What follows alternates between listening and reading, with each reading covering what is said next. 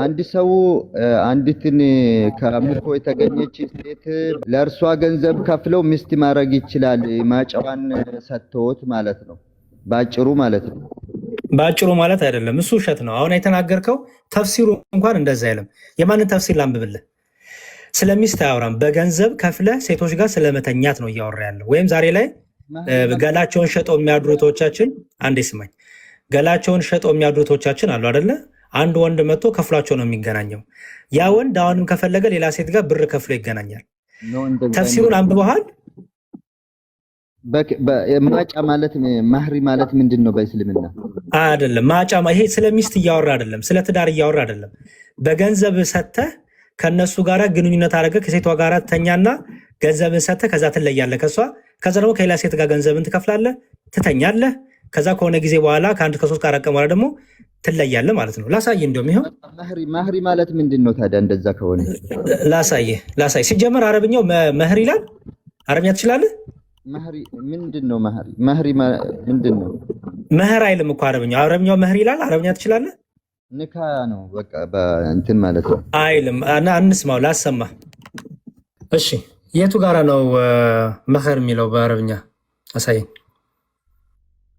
ከዛ ተፍሲሩን አሳያለሁ። ኦኬ ተፍሲሩን አምጣ።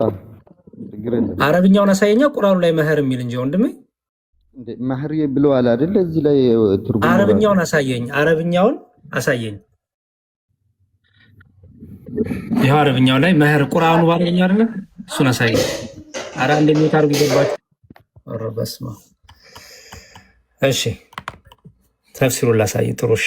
የማን ላሳየ? የኢብኑ አባስ አለ፣ አልጀላላይን፣ ኢብኑ ከቲር አለ። ማን ላሳየ? የፈለግከውን እስኪ። እሺ ኢብኑ ከቲር ላሳየ። ምን ይላል? forbidding women already married except for female slaves ይላል። ካገቡ ሴቶች ውጪ ሴቶች ባሪያዎችን ስለመገናኘት ይላል፣ ወይም ስለመፍቀድ ይላል። አላህ እንዲህ አለ፣ forbidden are women already married except those whom your right hand possess።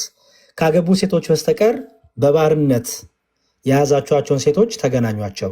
the ayah means you are prohibited from marrying women who are already married።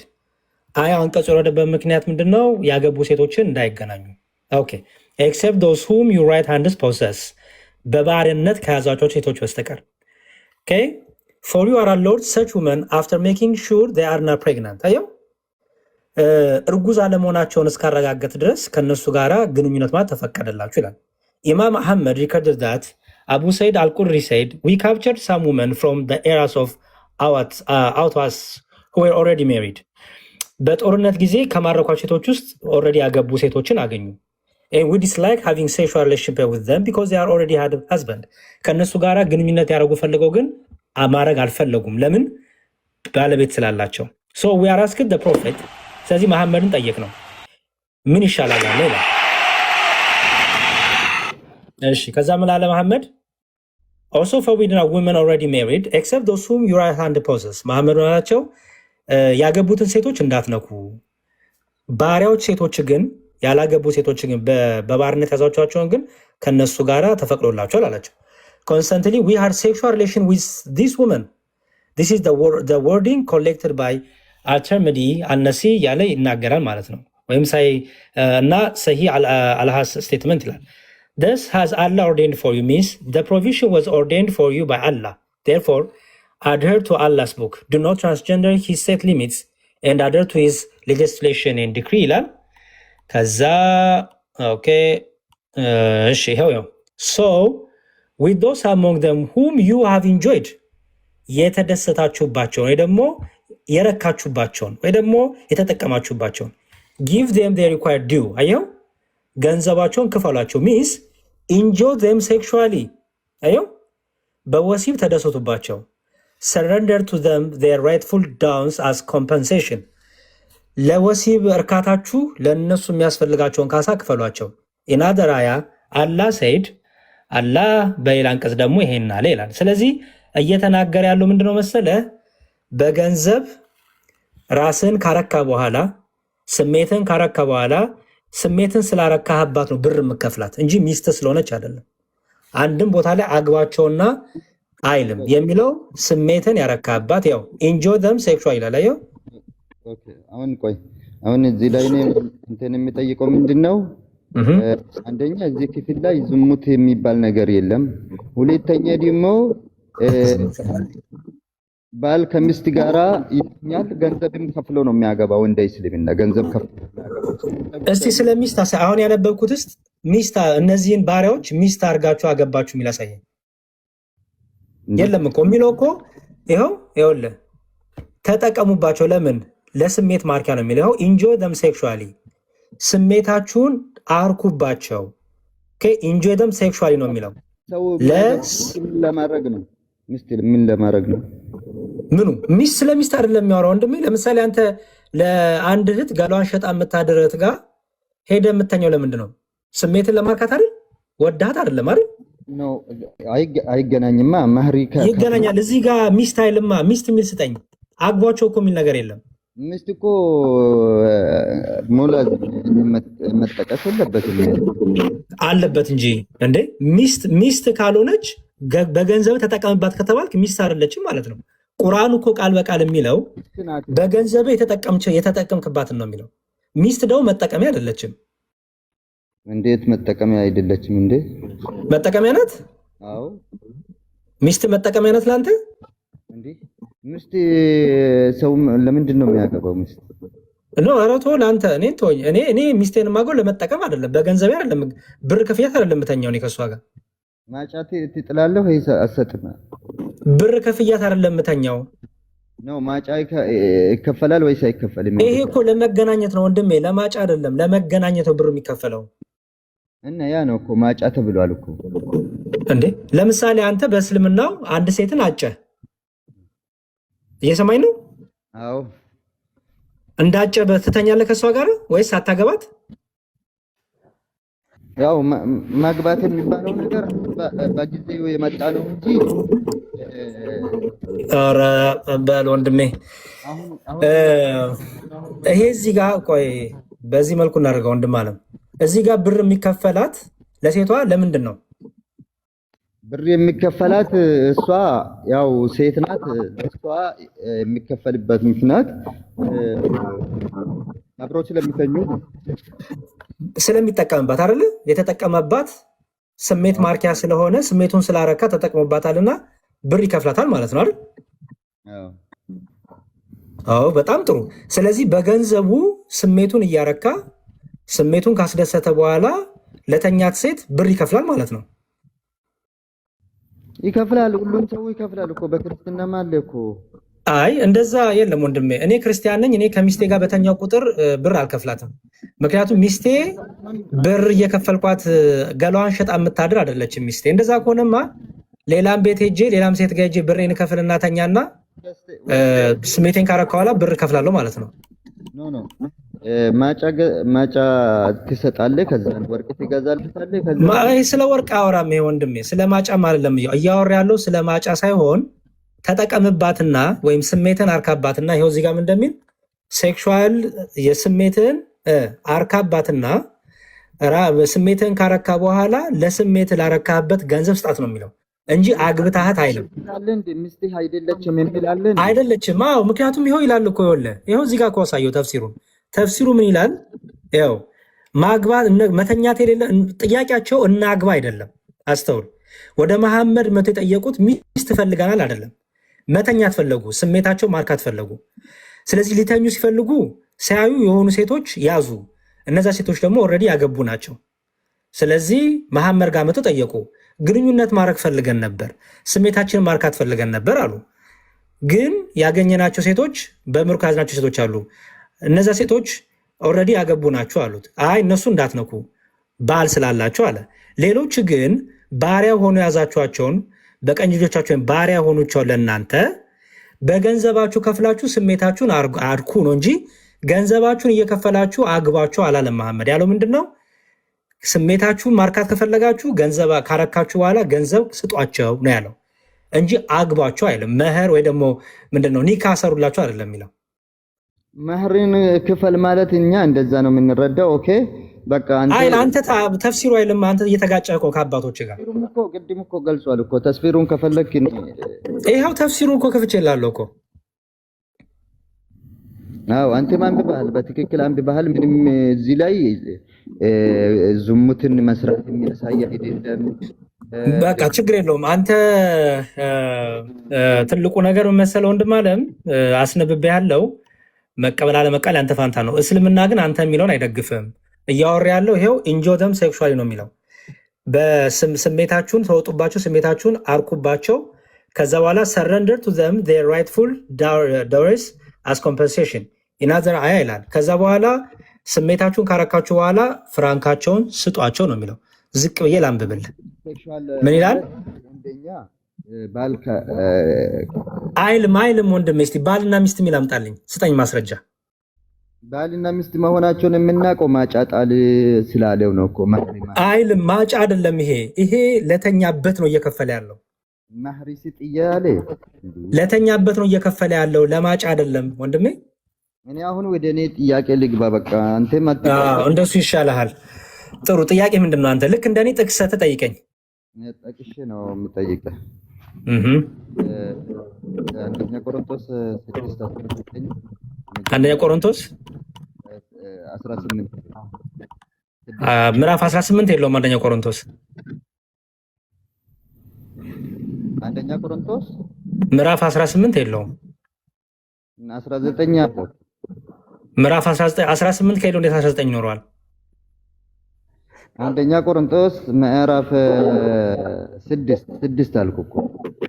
6 ነው እንዴ? እሺ አንደኛ ቆሮንቶስ ምዕራፍ 6 ቁጥር ስንት? ቁጥር መጀመሪያ 18 እና 19 ላይ ነው ጥያቄ።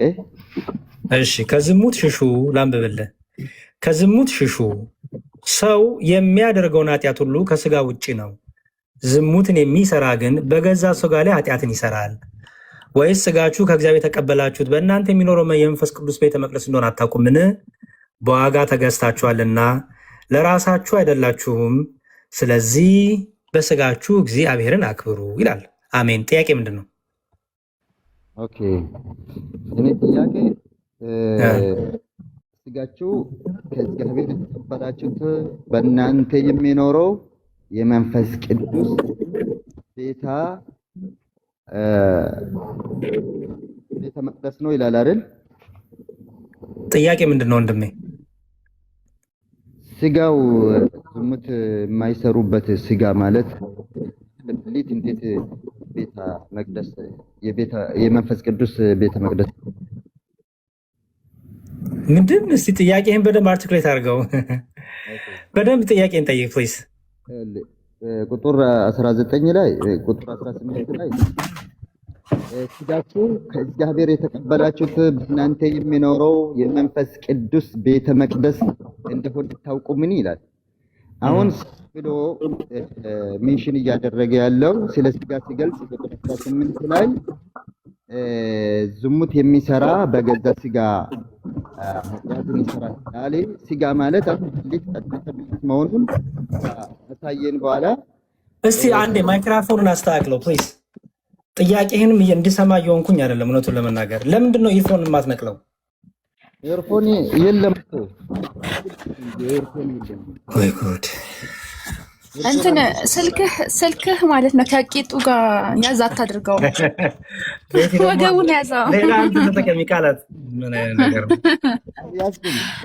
ታዲያ? እነሱ ከወገብ በታች ነው የሚያውቁት እንዴ?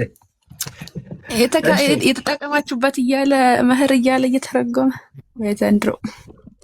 ወንድማችን ድምፅህ በደንብ ጥራት እንዲኖረው ወገቡን ያዘው ስልክን።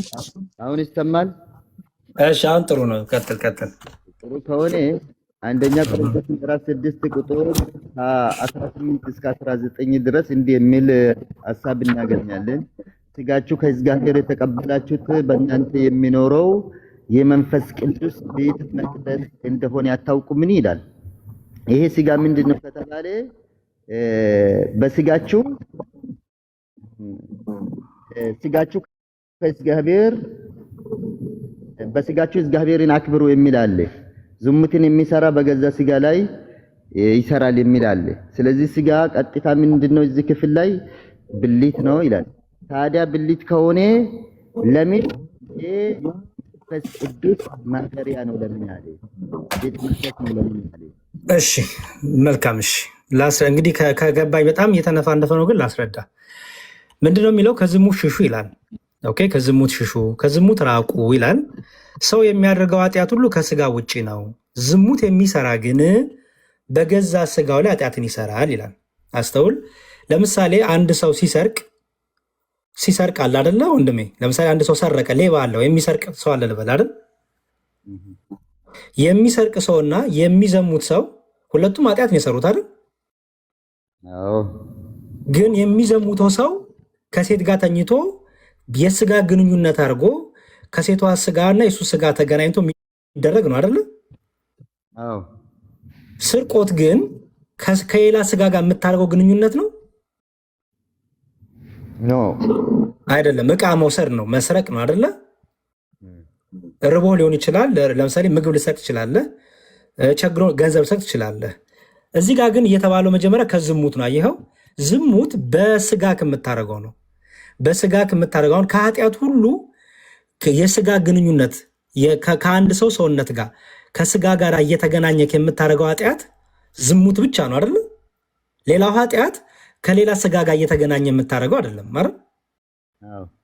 ስርቆት በለው፣ ስድብ በለው፣ ምናምን በለው፣ ምቀኝነት በለው ምናምን ያም ኃጢአት ነው። ልዩነቱ ግን ምንድነው?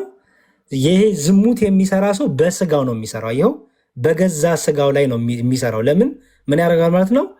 አንደኛው ስጋ ከሌላው ስጋ ጋር ግንኙነት ያደርጋል። ኦኬ። ስለዚህ አለ ወይ ስጋችሁ ከእግዚአብሔር የተቀበላችሁት በእናንተ የሚኖረው የመንፈስ ቅዱስ ቤተ መቅደስ እንደሆነ አታውቁምን? ምን ማለት ነው? ስንፈጠር እግዚአብሔር ቅዱስ አድርጎን የፈጠረን፣ ንጹህ አድርጎን የፈጠረን። ከእናት ከአባቶቻችን ስንወለድ ከእናት ከአባቶቻችን ስጋና ደምን ተካፍለን ስንወለድ ገና ዝሙትን አናቅም፣ ገና ኃጢአትን አናቅም፣ ገና ኃጢአትን በመስራት አልገለጥናትም፣ ከሰውነታችን ጋር ኃጢአትን አልተለማመርናትም።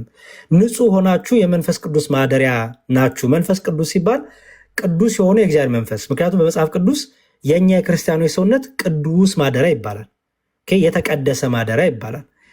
ያን የተቀደሰ ማደሪያ ምን አታርጉት ነው የሚለው? በዋጋ ስለተገዛችሁ ለራሳችሁ አይደላችሁምና ስለዚህ በስጋችሁ እግዚአብሔርን አክብሩ። ይሄ የተቀደሰው ሰውነታችሁን አታስነውሩት፣ በዝሙት ከሴት ጋር በመተኛት በመዳራት በማመንዘር አታቆሽሹት። ምክንያቱም የመንፈስ ቅዱስ ቤተ መቅደስ ሲባል ማደሪያ ማለት ነው። ቤተ እና መቅደስ የሚል አለ፣ ይታያል አይደለ? ቤተ እና ለምሳሌ ቤተ ክርስቲያን ማለት ነው የክርስቲያኖች ቤት ወይ የክርስቲያኖች መሰብሰቢያ ማለት ነው አይደለ? ቤተ መቅደስ ወደ ማለት ነው የመቅደሱ ማደሪያ ማለት ነው፣ ወይም የቅድስናው ቤት ማለት ነው። ይሄ ሰው እግዚአብሔር ቅዱስ ነው። ይሄ ሰውነታችን ለእግዚአብሔር ማደሪያው ነው። ኦኬ። ስለዚህ ቅዱስ ማደሪያ ይባላል። ይህን ቅዱስ የሆነው ማደሪያ ምን አታርጉ ነው የሚለው? በዝሙት አታቆሽሹት፣ በዝሙት አታርክሱት። እናንተ የእግዚአብሔር ማደሪያዎች ስለሆናችሁ። መቅደስ ብሎ የእኛን ሰውነት በምሳሌ አመጣ ማለት ነው። ኦኬ። መቅደስ ብሎ የእኛን ሰውነት በምሳሌ አድርጎ የእግዚአብሔር ማደሪያ አድርጎ አስቀመጠ ማለት ነው። ስለዚህ ስለ ዝሙት አትስሩ ነው በቃ። በስጋችሁ ነውርን፣ ኃጢአትን፣ በደልን አትስሩ እያለ ነው። ኦኬ። ታዲያ እንዴት የመንፈስ ቅዱስ ማደሪያ ይሆናል? አሁን እኮ ነግሬ ነበር። እሺ አሁን ለመጨረሻ ጊዜ ልንገርህ። መንፈስ ቅዱስ ማደሪያ ሲባል አንድ ሰው ምን ማለት መሰለ? ለምሳሌ እኔ በእኔ ሰውነት መንፈስ ቅዱስ ያድራል ሲባል ምን መሰለ? ጸጋው፣ ምሕረቱ፣ ቸርነቱ፣ ይቅርታው፣ ረድኤቱ፣ ጥበቃው ከኔ ጋር አለ እያልኩኝ ነው። ለምሳሌ አንተ እንደ አንድ ሙስሊም አላህ እኔ ውስጥ አለ ማለት አትችልም። በእኔ ሰውነት ያድራል ማለት አትችልም፣ አንተ ሙስሊም ስለሆን። እኛ ክርስቲያኖች ግን ምን ብለን ማለት እንችላለን መሰለ? እኛ የእግዚአብሔር ማደሪያዎቹ ነን፣ መቅደሶቹ ነን። ልክ መቅደስ በውስጡ ሰዎች እንደሚሰበሰቡበት፣ ሰዎች በዛ ተገኝተው መልካም ነገሮችን፣ ጸሎትን፣ ምን እንደሚያደርጉበት ይሄ ቤቱ ነው፣ በድንጋይ የሚገነባው ነው። ሌላው ደግሞ መቅደስ ደግሞ በመጽሐፍ ቅዱስ እኛ ነን። እኛ የእግዚአብሔር ማደሪያዎች ነን። የእግዚአብሔር መንፈስ፣ የእግዚአብሔር ፍቅር፣ የእግዚአብሔር ጸጋ፣ የእግዚአብሔር ምሕረት፣ የእግዚአብሔር ቸርነት፣ የሚገለጥበት ይህ ሰውነታችን የእግዚአብሔር ማደሪያው ነው ይባላል ማለት ነው። ስለዚህ ይህ ሰውነታችን ቅዱስ ስለሆነ ምን አታርጉ ነው የሚለው? በዝሙት አታቆሽሹት። አንድ ክርስቲያን ዝሙት ሊሰራ ሲፈልግ እኔ እኮ የእግዚአብሔር ማደሪያ ነኝ፣ ይሄን የተቀደሰው ሰውነቴን የተለየ ሰውነቴን እግዚአብሔር የሚከብርበትን ሰውነቴን አላረክሰውም አላቆሽሸውም ብሎ ይመለሳል ማለት ነው። ምን ብሎ ካመነ? ሰውነቴ የእግዚአብሔር ማደሪያ ነው ካለ ማለት ነው። ስለዚህ ከዝሙት እንድንሸሽ ስለ ንጽህና ስለ ቅድስና የተነገረ ነው። እሺ የኔ ጥያቄ በዚሁ ላይ ነው። አሁን ለምሳሌ አንድ ሰው ሰውነቴ የእግዚአብሔር ማደሪያ ነው ብሎ ካመነ ከሚስት ጋር መተኛት እራሱ አይከብደውም? ለምን አይከብደውም? አይከብደውም። መጽሐፍ ቅዱስ መሰለ ጋብቻን ደግሞ ቅዱስ ይለዋል። ጋብቻማ በእግዚአብሔር ዘንድ የተወደደ ነው። ምክንያቱም ጋብቻን ራሱ የሰጠ እግዚአብሔር ነው። ከባልና ሚስት የሚያደርጉት ግንኙነት ቅዱስ ግንኙነት ነው። ምክንያቱም እግዚአብሔር ነው ጋብቻን የሰጠ። እግዚአብሔር ዝሙትን አልሰጠም። አየህ፣ እየተነገረ ያለው ስለ ዝሙት ነው። ዝሙት ደግሞ ጋብቻ አይደለም። ታውቃለህ፣ ዝሙት ከጋብቻ ውጭ የሚደረግ ኃጢአት ነውር ነው። እየተነገረ ያለው ሰውነታችንን እንድንጠብቅ፣ በንጽህና በቅድስና እንድንጸና፣ በጋብቻ ብቻ እንድንኖር፣ በጋብቻ ደግሞ መኖር ደግሞ በሌላ መልኩ በምንኩስና በድንግልና ራሳቸውን ንጽህና ቅድስና ጠብቀው የሚኖሩ ደግሞ አባቶች፣ መነኮሳት፣ መነኩሴዎች አሉ። እየተወራ ግን ያለው ስለ ጋብቻ ነው። ስለዚህ ጋብቻ ቅዱስ ነው። አሁን አግብቻለሁ፣ ከሚስቴ ጋር የማደርገው ግንኙነት የተባረከ ነው፣ የተቀደሰ ነው። ለምን? ሚስቴ ናት፣ አካሌ ናት። አካሌ ስለሆነች ቅዱስ የሆነ ማደሪያው የሆነ ቅዱስ የሆነ ጋብቻ ነው ያለን እኔና እሷ። ከዚህ ከሚስቴ ውጭ ግን ከሄድኩኝ ከሌላ ሴት ጋር ከሄድኩኝ ዝሙት ይባላል ማለት ነው። ኦኬ ይሄን ጥያቄ ነበረ። ሚስት አካል ናት። ባይዘዌ በክርስትና አስተምሮ ይኸውልህ ጋብቻ አንድ አካል ነው። ባልና ሚስት ሲጋቡ አንድ አካል ነው የሚሆኑት። ኦኬ አንድ ልብ፣ አንድ ቃል፣ አንድ አካል ነው። ምክንያቱም መጽሐፍ ቅዱስ ሚላል ሁለቱም አንድ ስጋ ይሆናሉ ነው የሚለው። ጋብቻ ቅዱስ ነው፣ መኝታውም ንጹህ ነው። ጋብቻ ደግሞ ከሁለት ባልና ሚስቶች አንድ የሚሆኑበት ነው። ስለዚህ አንድ የሚሆኑበት ስለሆነ የነሱ ጋብቻ ቅዱስ ይባላል። ከዛ ውጭ ግን ከተጋራ ግን ኦኬ አንዱ ሌላ 2-3 ሴት ጋር የሚተኛ ከሆነ ዝሙት ነው፣ መቆሸሽ ነው፣ ማመንዘር ነው፣ ኃጢአት ነው፣ ንስሐ ያስፈልገዋል። ቅዱስም አይደለም፣ የተከለከለ ነው ማለት ነው። ኦኬ ፐርፌክት። አንድ የመጨረሻ ጥያቄ ልጠይቅህና ከአንተ ጋር ልጨርስ፣ ሌሎቹም እድል እንዲያገኙ ስለምፈልግ በዚህ ላይ ሀሳብ ላይ እብነ ሐኪምም ቢኒም ሌሎቹም አይመንም ሀሳብ እንዲሰጡ አንድ ጥያቄ ልጠይቅህ። አለ ወንድሜ? አለው። ኦኬ በዚህ በሰሂ ሙስሊም ላይ አንድ ክፍል አለ። ምን ይላል መሰለህ? አንዴ ቆይ።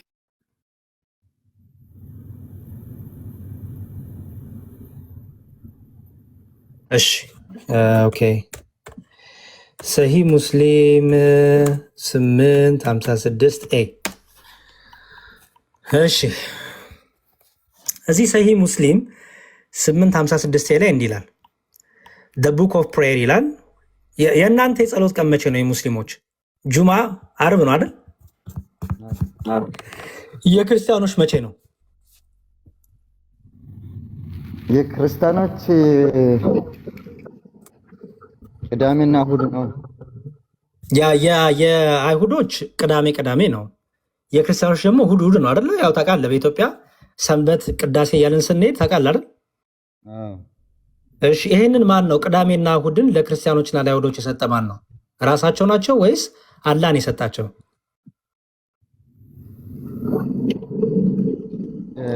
አርብን የሰጣችሁ ለእናንተ ማን ነው? አላህ ነው። በጣም ጥሩ። ቅዳሜና እሑድን ለአይሁድና ለክርስቲያኖች የሰጠ ማን ነው?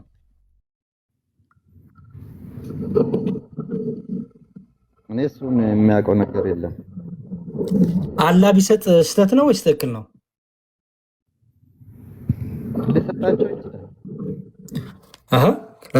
ከሰጣቸውማ አጸደቀ ማለት እኮ ነው። እንዲጸልዩ አርብና ቅዳሜን እሑድና ቅዳሜን እንዲጸልዩ ከሰጣቸው አላህ የክርስቲያኖችን አምላክ አጸደቀላቸው ማለት ነው።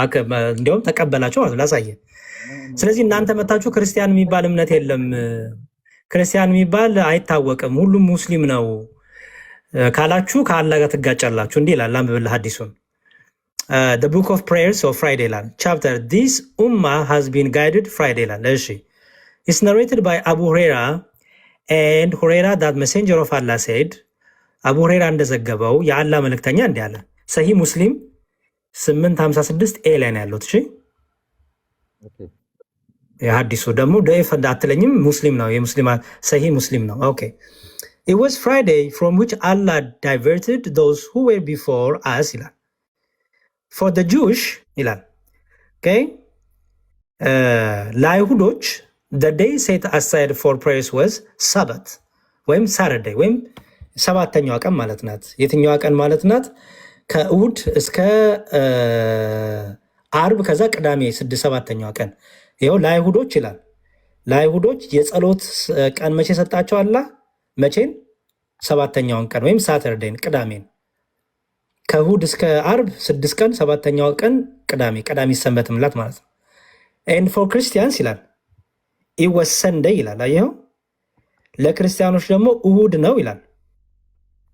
and Allah turned towards us and guided us to Friday አላህ ደግሞ ለሙስሊሞች አርብን ሰጠ at the day of prayer for us ይላል። ለሙስሊሞች አርብን፣ ለክርስቲያኖች እሁድን፣ ለአይሁዶች ቅዳሜን ሰጠ አላህ ማለት ነው። አዎ ትክክል። ይሄ ምንም ትክክል። አዎ እንዴ ክርስቲያኖች ማን ነው የሚያመልኩት? አላህን ነው የሚያመልኩት ክርስቲያኖች። አዎ አይሁዶች ማን ነው የሚያመልኩት? አላህን ነው የሚያመልኩት። ክርስቲያኖች አላህን ካመለኩ ለምንድን ነው ሲኦል የሚገቡት? አዎ አሁን እዚህ ጋር ነው። አሁን አንተ ያነሳው እንትኖች ላይ እኔ ምንም ቅዋሜ የለኝም የሚያምነው ነገር ነውና ለአይሁዶች የጸሎት ቀን እሁድ ነው አለ አይደል? ጥያቄ ገብቷል እንደኔ በጸሎት ቀናቸው ክርስቲያኖችና አይሁዶች አላህን እኮ አያውቁትም። አይሁዶች እኮ አላህ የሚባል አምላክ ስሙንም አያውቁትም ጭራሽ። ክርስቲያኖችም አንዴ ስማኝ፣ ክርስቲያኖችና አይሁዶች ሲጀመር አላህን ቢያመልኩ ኖሮ እኮ ጀሃነም አይገቡም ነበረ፣ ወደ ሲኦል አይወረወሩ ነበረ። ክርስቲያኖችና አይሁዶች ገነትን ይወርሳሉ፣ ጀነት ይገባሉ። ወንድሜ እነዛ ክርስቲያኖች የተባሉ ምንድናቸው ነው? አሁን ክርስቲያኖች ናቸው አላህ ያጥፋቸው የተባሉት በቁርአኑ። ኖ እነዛ አላህ ይኸውልህ የጸሎት ቀን ክርስቲያን ማለት ነው። ቆይ ወንድሜ ክርስቲያን ማለት ትርጉሙ ክርስቲያን ማለት የክርስቶስ ተከታይ ማለት ነው። ክርስቶስን ሲከተሉ ምን ነው ክርስቶስን የሚከተሉት? ኦኬ ክርስቶስን ነብይ ነው ብሎ የሚከተሉ ውሸት፣ አምላክ ነው እርሱ የእግዚአብሔር ልጅ ነው ብለው ነው የሚከተሉት። እዚህ ላይ ነው ስህተታቸው። ራሱ ስህተት ከሆነ ለምንድን ነው የፈቀደላቸው? በክርስቲያኖች እሑድ ቀን ተሰብስበው የራሳቸውን አምላክ እንዲጸልዩ እንዲለምኑ እሑድ ቀንን የጸሎት ቀን አድርጎ ለምን አላሰጣቸው? ኦኬ አምላካቸው ማን ነው? ኢየሱስ። ምክንያቱም ክርስቲያን ተባሉ እኮ ነው። ኢየሱስ አይደለም አላህ። እሺ በቃ ይሁን መልካም። እሺ ሜቢ በቃ ቢኒና እብነ ሐኪም የተነሱት ሀሳቦች ላይ አንድ ሚዩት አድርግለው እንደሜ ታንኪዩ በጣም ግን እግዚአብሔር ይስጥልን። ጥሩ እይታ አድርጌያለሁ። ቢኒና እብነ ሐኪም ሜቢ የተሰጡት ሀሳቦች ላይ የምትጨምሩት ነገር ካለ አይመን፣ ሌሎቻችሁም እድል ልስጥ። እኔ ብቻ አወራሁ፣ ይቅርታ በጣም ሰላም ብያለሁኝ። እንዴት አላችሁ? ዲያቆንዬ ቃለ ሕይወት ያሰማልን። ሁላችሁንም ሰላም ብያለሁ። ቢኒዬ ረጅም ጊዜ እንኳን አገኘው፣ ደስ ብሎኛል። ቢኒ ያለው እኔ የምጨምረው ሀሳብ አለ፣ በተቻለ መጠን ለማሳጠር እሞክራለሁኝ።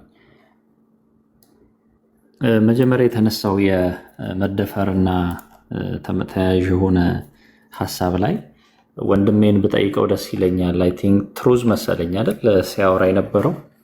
አይ ሙቭ ነው ሙቭ የሚለው። እሺ ቲንክ ሙቭ ወንድማችን 3 ጥያቄዎች በአጭሩ ጠይቀሃለሁ፣ ብዙ የሚያጨናንቁ አይደሉም።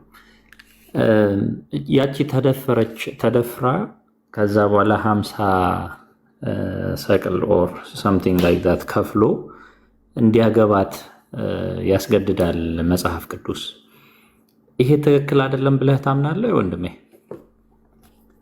የኔ ጥያቄ አልነበረም ብሮ እኔ እንደውም መዝሙር ያሬድን ትንሽ ይገባኛል። ያንተን ሐሳብ ንገረን እንጂ ይገባኛል። ሌላ ሰው ጥያቄ ነው ስትል ሰምቻለሁኝ። አንተ ምን ታስባለህ እዚህ ጋር? እኔ መዝሙርን ጠየቅኩ፣ በቃ ይበቃኛል እኮ እሱን ጠየቅኩ፣ መለሰልኝ። ወደዛ መመለስ አልፈልግም እኔ። እሺ ችግር የለም፣ ፍላጎትህን አከብራለሁ። እኔ አንዳንድ ነገሮች ላሳያችሁ፣ ምናልባት ሌላ ጊዜ ስለማልገባበት ባነሳቸው ብዬ ነው። 3 ጥያቄዎች ላንሳላችሁ። የመጀመሪያው ጥያቄ በጣም ወሳኙ ጥያቄ ተደፋሪዋ ብታረግዝስ? ይኸውላችሁ እግዚአብሔር ሕግን ሲሰራ ለምን እንደሰራ መጠየቅ መመራመር ያስፈልጋል። ያቺ የተደፈረችው ሴት እንግዲህ የተለያዩ ኬዞች ተቀምጠዋል በመጽሐፍ ቅዱስ ላይ። ከባለትዳር ሴት ጋር ዝሙት አንድ ሰው ቢፈጽም ሁለቱም ይገደሉ ይለናል። ዘሌዋውያን 20:10 ማለት ነው። የታጨች ድንግል ከሌላ ወንድ ጋር በፈቃድ ዝሙት ብትፈጽም ሁለቱም በድንጋይ ይወገሩ። ይኸው የታጨች ሴት በግድ ብትደፈር፣ ይሄ ነው ከይዙ እንግዲህ ብዙ ጊዜ ሙስሊም ወገኖቻችን የሚያነሱት ማለት ነው። የታጨች ሴት በግድ ብትደፈር ወንዱ ይሞታል፣ ሴቲቱ ኃጢአተኛ ከኃጢአት አትቆጠርም።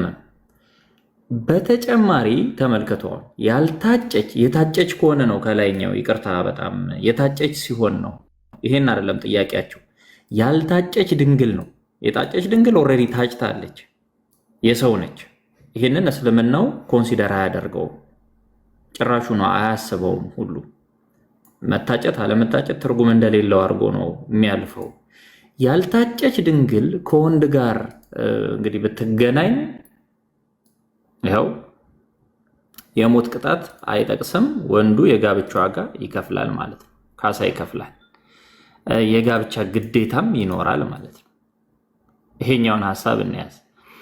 ለምሳሌ ዋናው ጥያቄ ላይ ልምጣና አንደኛ ብታረግዝ የሚለውን ሐሳብ ያዙ። ብታረግዝስ? ከዛ ደግሞ ማን ያገባታል የሚለውን ያዙ። አይ ቲንክ የላይኛው ላይ ትንሽ እንትን ያልኩት ይመስለኛል ስጽፍ። ከዛ በኋላ ማን ያገባታል የሚለውን ጥያቄ ያዙ። ሶስተኛ ላይ መመጣው እስልምና ላይስ? እችኛዋን ፖይንት በደንብ ያዙልኝ። ተመልከቱ። ሙዋታ ማሊክ እንዲህ ብሎ ያስቀምጠዋል። ማሊክ related to me from Ibn Shihab that Abdul al-Malik Ibn Marwan give a judgment that the rapist had to pay the raped woman her bride price.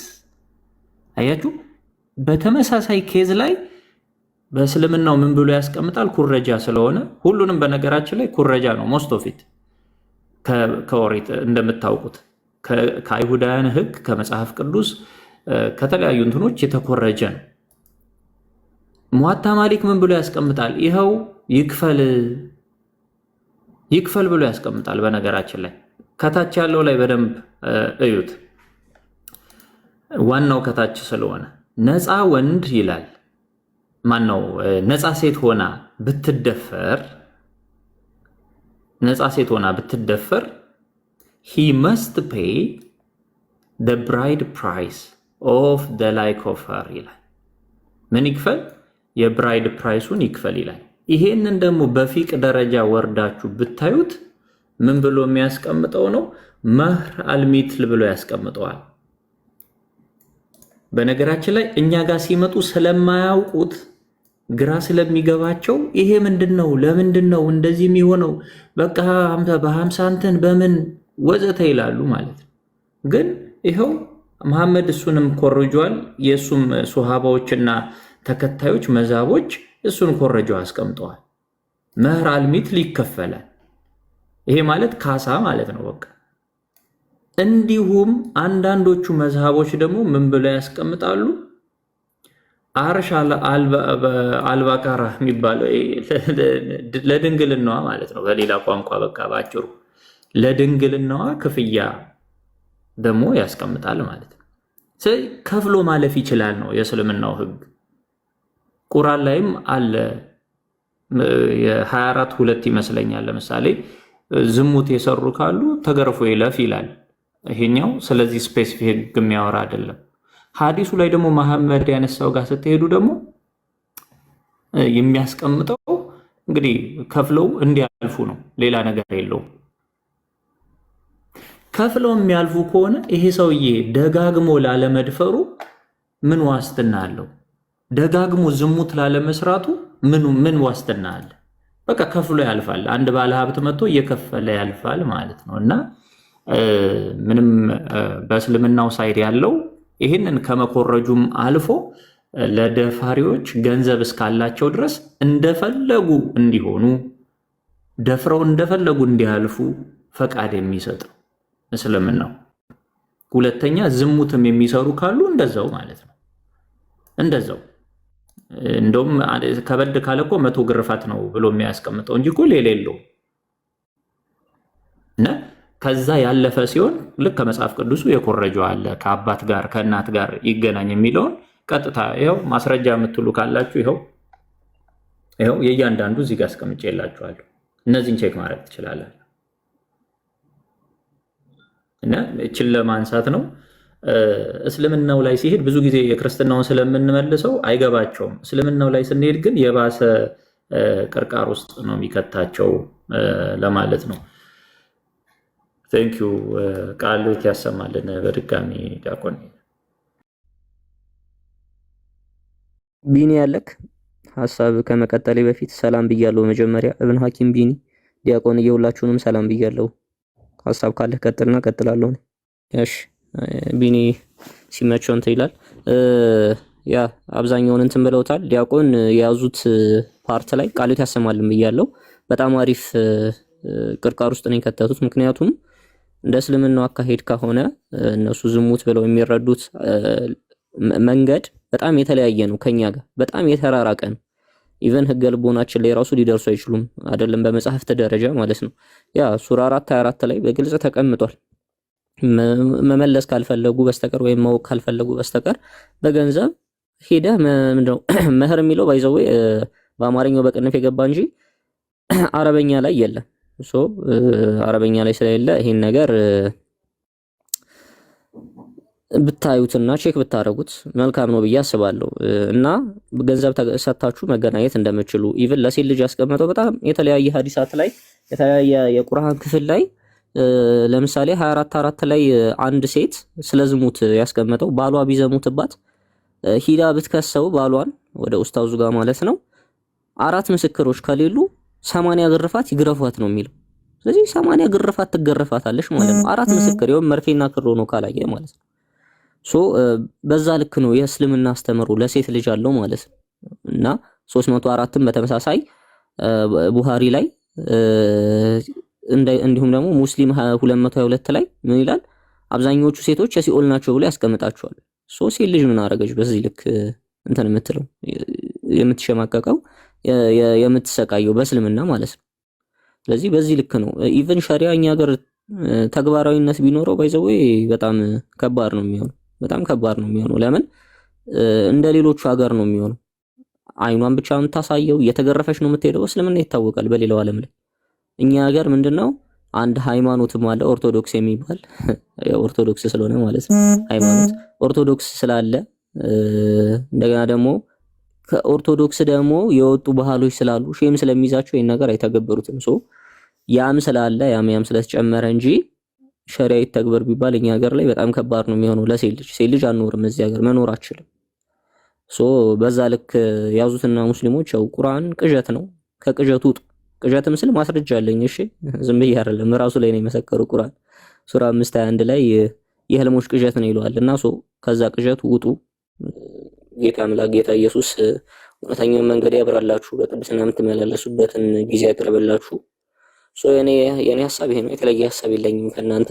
ሴት ልጅ ላይ በጣም ብዙ መውራት ይቻላል፣ ግን ያው ቀጥሎ ወንድሞች ሐሳብ እንትን እንላለን። ሰው የሚገባ ካለ ቢኒ ካለ ቀጥል። አብዛኛው ሁሉም ተመልሷል። ያው እንግዲህ ቅድም የመንፈስ ቅዱስ ማደሪያም የሚለው እሱ ላይም ጥያቄ ነበረው። አይ ቲንክ ጥያቄ የተመለሰ ይመስለኛል።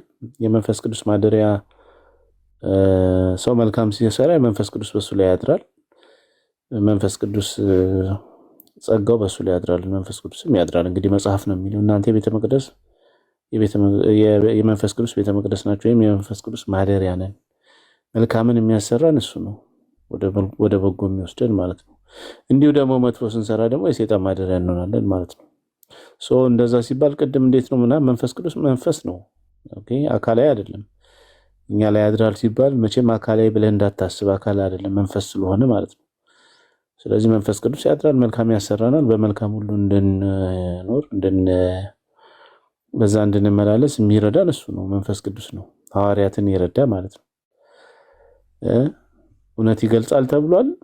በእውነት ይገልጻል ሲባል በእውነት ትኖራለህ፣ በመልካም ትኖራለህ፣ ከኃጢአት ትርቃለህ። ያን ጊዜ የመንፈስ ቅዱስ ማደሪያ ትሆናለህ። ሰውነታችን መንፈስ ቅዱስ ያድርበታልና እግዚአብሔር ነው እሱ መንፈስ ቅዱስ። ያ ሲባል ግን የሆነ አካል መጥቶ በአካል ላይ የሚደረብ አይደለም። መንፈስ ቅዱስ አካል ቁሳዊ አካል ስላልሆነ ማለት ነው። ስለዚህ ረድኤቱም ምንም እንደዛ ተብሎ ሊነገር ይችላል። እና እኔም ጥያቄ ብዙም አልገባኝም እና ያው ከጋብቻ ጋር አምጥተህ ለእንትን ለማለት ሞክራል። ጋብቻ ቅዱስ ስለሆነ ይሄ በእግዚአብሔር የተወደደ ነው። ሰው እናትና አባቱን ይተዋል፣ ከሚስቱ ጋር ይተባበራል፣ ሁለቱ አንድ ይሆናሉ እንጂ ወደፊት ሁለት አይደሉም። ስለዚህ እግዚአብሔር የቀደሰውን ወይም እግዚአብሔር ያጣመረውን እንግዲህ ሰው አይፈታውም ይላል። ስለዚህ ጋብቻ ደግሞ ቅዱስ ነው፣ አልጋውም ንጹህ ነው በቅድስና ከሆነ እግዚአብሔር የፈቀደው ስለሆነ። ምክንያቱም እግዚአብሔር ይሄን ነገር የሰራው አንድም ከዝሙት ጠንቅ ለመዳን ነው፣ አንድም ደግሞ ዘራችን እንድናበዛ ነው። ከዛ ውስጥ ደግሞ ብዙ ስለሚወጡ እና መጽሐፍ ቅዱስም ደግሞ ሴት ልጅ በመውለድ ትድናለች ስለሚል የመዳኛ መንገድ ነው። ትድናለች ሲል አንድም ከመቤታችን ስለተወለደው ስለ ክርስቶስ ነው የሚናገረው። ስለዚህ ሰው ሁሉ የዳነው ከመቤታችን በተወለደው ወይም ከሷ የተወለደው ክርስቶስ በሱ እኛ ድነናልና ከዛ አንፃር ይነገራል። ኦኬ እንጂ እርኩስ ሆኖ አይደለም። ለማንኛውም ከክርስትና አንፃር ያነሳው ምናልባት የተመለሰልኝ ይመስለኛል። ያው ከእስልምና አንፃር ያነሳችሁት በቂ ነው። ስለ ሴቶች ከሆነ ለማውራት ከሆነ ብዙ ከባድ ነገሮች አሉ በሴቶች ላይ። እስልምና ላይ በተለይ በጣም የሚከባብዱ ነገሮች አሉና ያው እንግዲህ ሌሎች ሲገቡ በጥያቄ መልክ እንጠይቃቸዋለን። ይበቃል መሰለኝ። እሺ ቃለ ሕይወት ያሰማልን። እናመሰግናለን። ያሬዱ አለ አይ ቲንክ ይገባ ሰው አለ መሰለኝ። ዲያቆን ያሬድ ተኝቶ እንደ ቢኒ ድምጽ ይሰማላ? አዎ ትሰሚያለሽ ገሊላት። ምንድነው ጥያቄ ጠይቁ ደግሞ ወይም ጠይቁ። ጥያቄ ከሆነ ጥያቄ እንጠይቃለን። የሚወያይ ሰው ካለ መወያየት ይቻላል። እንኳን ብዙ አልቆይም። ጥያቄ ያለው ሰው አለ? የገባ ሰው አለ? ቤተ አማርያ ይታየኛል፣ ትሩዝ ይታየኛል። ሙቭ እንኳን ጠይቋል። እኔ መጠየቅ እፈልጋለሁ። ኦኬ የት ነው ቤተ እምነት የት ነው? ሙስሊም ነህ? ክርስቲያን ነኝ። ኦኬ ክርስቲያን ነው። ጥያቄ ካለ ክርስቲያን ቀጥል። ያው መምህራን ስላሉ ይመልሱላል። ቀጥል። እሺ እኔ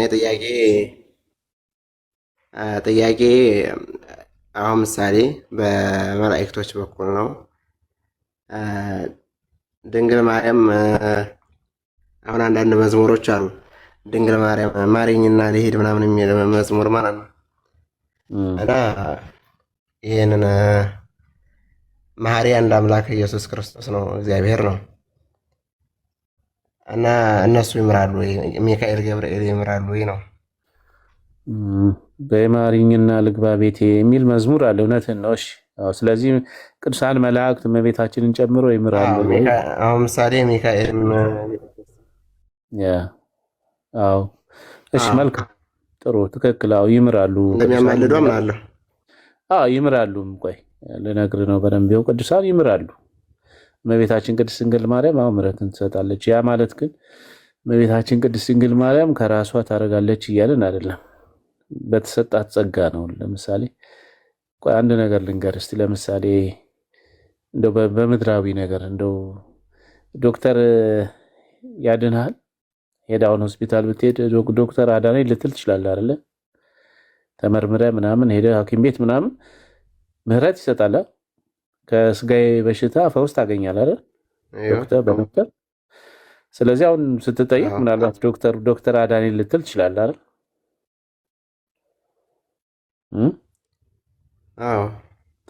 ስለዚህ ይሄ ማዳን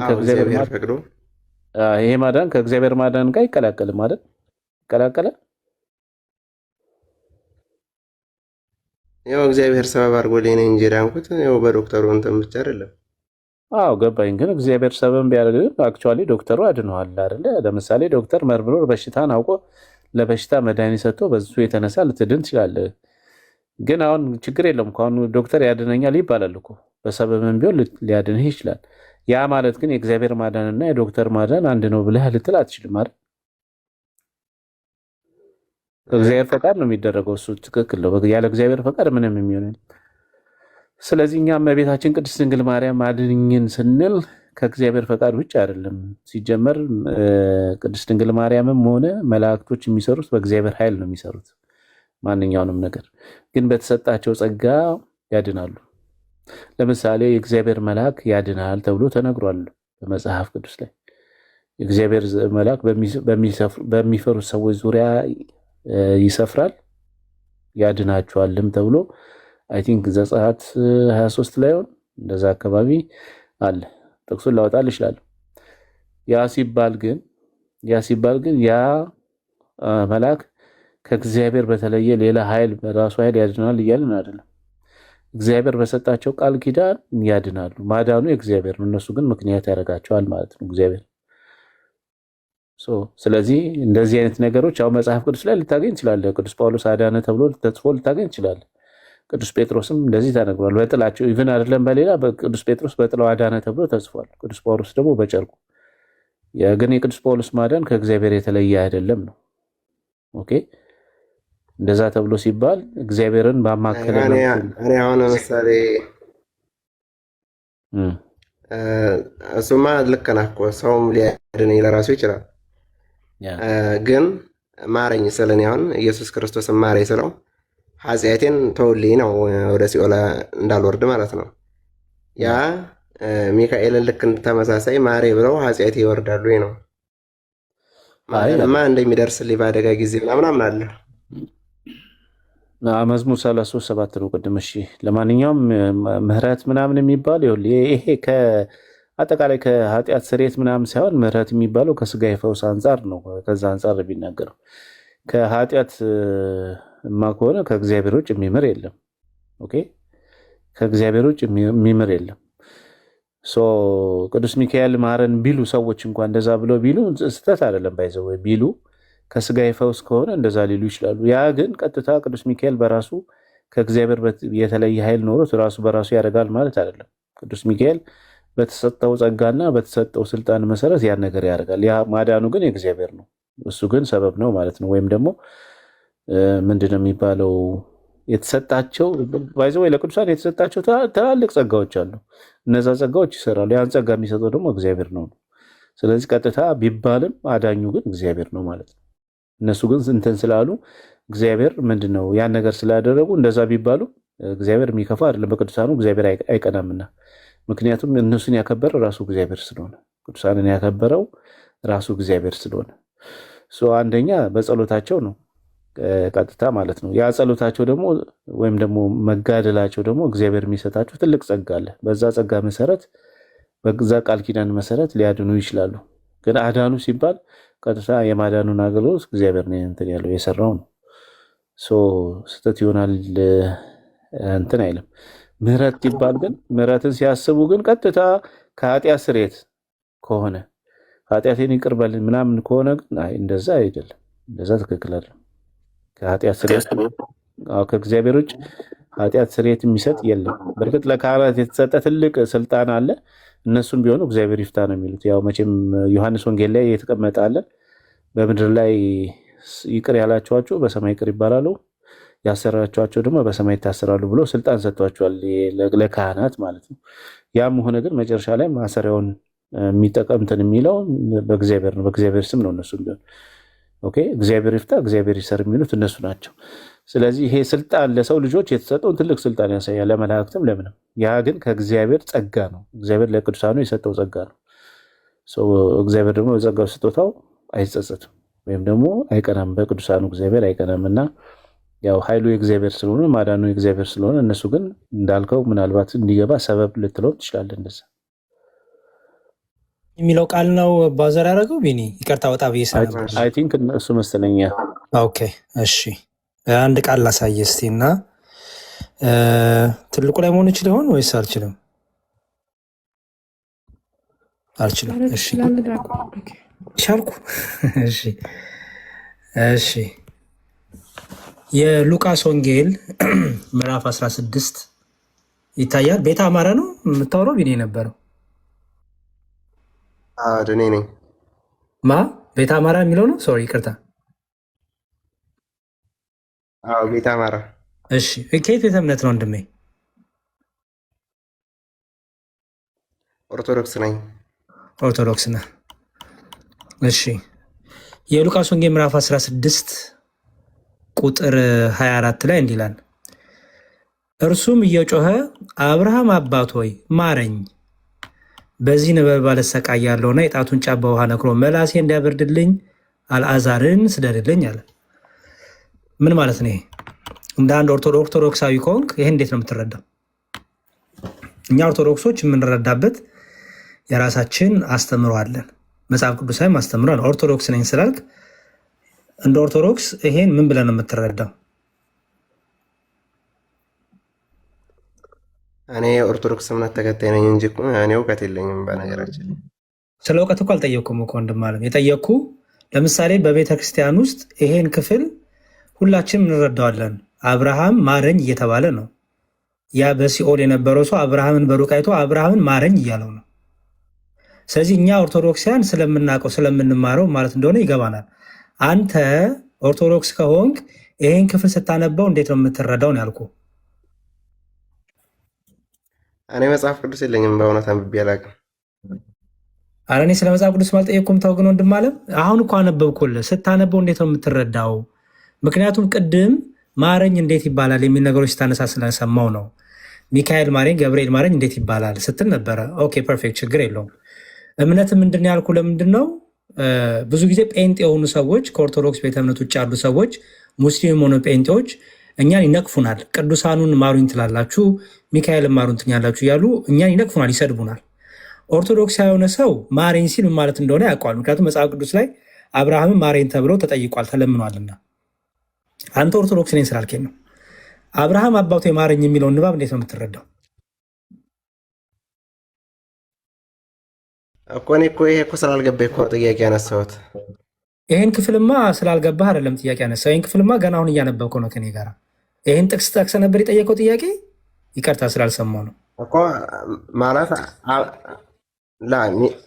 ሚካኤል ገብርኤል ማረኝ ስንል ኃጢአት ይመራል። አብርሃም ገብርኤል እግዚአብሔር አይደለም ወይ አልኩት።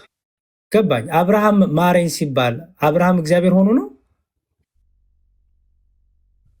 አይደለም እኮ እንድታስረዳኝ እኮ ምን ማለት ነው ሲተረጎም ገባኝ እኮ። አንተ አሁን ጎበዝ መለስክልኝ እኮ። እኔ ማስረዳት እኮ አይጠበቅብኝም ወንድሜ። ክርስቲያን ነኝ ስላልከኝ ይሄ እኮ በጣም ቀላል ነገር ነው ወንድም አለ። ክርስቲያን ካልሆንክ በደንብ እናስረዳ ይገባል። ክርስቲያን ነኝ ስላልከኝ ግን አንድ ክርስቲያን ይሄን ክፍል ሲያነብ እንዴት ነው የሚረዳው? አንተ አሁን እንደ አንድ ክርስቲያን አብርሃም አባቴ ማረኝ ብሎ ያ ሰው ሲለምነው አብርሃምን አንተ እንደ አንድ ክርስቲያን ስታነበው ምንድን ነው የምትረዳው? ምርጫ ልስጥህ። አብርሃም ከእግዚአብሔር እኩል ሆኖ ማረኝ እየተባለ ነው ወይስ ለአብርሃም አባቴ ማረኝ ሲል እራራልኝ እዘንልኝ እያለ ነው ወይስ አብርሃም አባቴ ማረኝ ሲል ይሄ ሰው የተሳስቷል?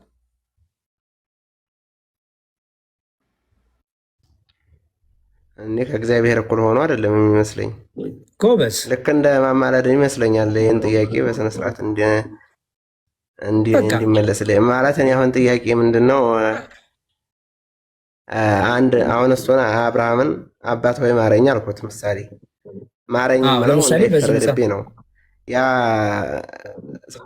ንስሐ ሳልገባ ንስሐ ለክርስቶስ ሳልናገር እሱ አብርሃም አባት ወይ ማሬ ብዬ ከኃጢአት ይድናለሁ ወይ የሚለው ጥያቄ ነው የመጣብኝ።